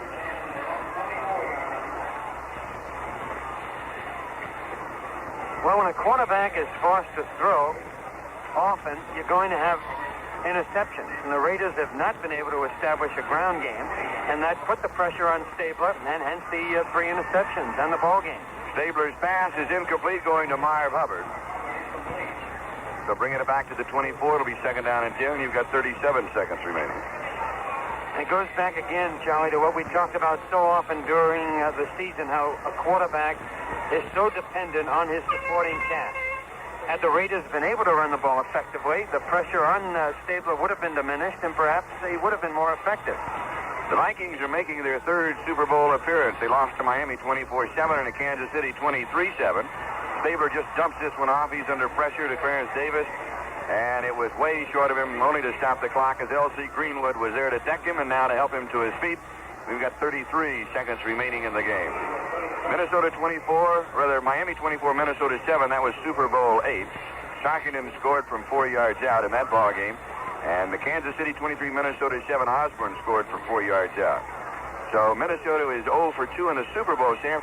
but they've been there before, and that makes a big difference. And, of course, for the Pittsburgh Steelers, this will be their first opportunity. All right, we've got whistles and flags and all kinds of things happening as I believe that Mean Joe may have jumped the gun a little bit. But it all becomes academic as far as the Oakland Raiders are concerned, because the Pittsburgh Steelers, with a last touchdown by Franco Harris from 21 yards out, was the icing on the cake, because that put it all out of range. Offside, Steelers bring the ball out to the 29-yard line. It's third down and 5 yards to go. 33 seconds remaining in the ball game. Stabler back to throw. The pass is complete to Clarence Davis, and he is dropped immediately just outside the 33-yard line near the first down marker. Jack Ham was there to deck him. I believe it'll be about a yard or a half yard shy of the first down. Oakland takes a timeout to stop the clock with 16 seconds remaining in the game. So let's look forward now, Sam, to the Super Bowl. Minnesota defeating the Rams 14-10, and the Steelers defeating the Raiders. We have it 24-13 right now with 16 seconds remaining. How do you see the Super Bowl? Well, coming into today's game, I was certain that the quarterbacks would be the deciding factor. You know, if Bradshaw had, in reality, matured and was as good as he appeared to be last week, and I would tend to say the same thing about the Super Bowl. You know, if Bradshaw can come on and have a big game, well, then certainly the Steelers are going to be in there all the way. But when you look at today's game, the quarterbacks really weren't the deciding factor. It was the fact that with the Steelers' defense and the Raiders' defense, the fact that the Steelers' defense shut off the Oakland running game, put great pressure on Stabler, that was important, and also the fact that the Raiders' defense couldn't stop the Steelers running again. So it's not always the quarterback, although certainly no one can say that the quarterback isn't the most important person on the field normally. Fourth down one. Stabler goes to the far side to his tight end, Bob Moore. He has it, and he's out of bounds, has the first down. At the 40-yard line, a gain of 6, Donnie Shell with the coverage, and we've got a 1st and 10 with 12 seconds remaining here in the AFC Championship game. I think it's a pretty good analysis, and the Super Bowls over the past have not been a game like, for example, that we had last week. You know, they've always been defensive always battles. Defensive really. battles and two great defensive ball clubs. Should be a good matchup and a good comparison. Stabler fires, the pass is complete, this time to the 46-yard line of the Steelers. And Oakland will stop the clock with another timeout. And we've got 4 seconds remaining as Jim Allen made the tackle on Cliff Branch. I've always been a Tarkenton fan. I just feel that he's terribly resourceful and a good quarterback. He can throw the ball, and he can do whatever he has to do. And, of course, I was in New York when he was with the Giants, and he was always rapped for being a scrambling quarterback and not sitting in the pocket and not, he'll win 7 and lose 7, which I always thought was nonsense, only because the Giants were weak during those years. They had that weak offensive line, and he was forced to scramble.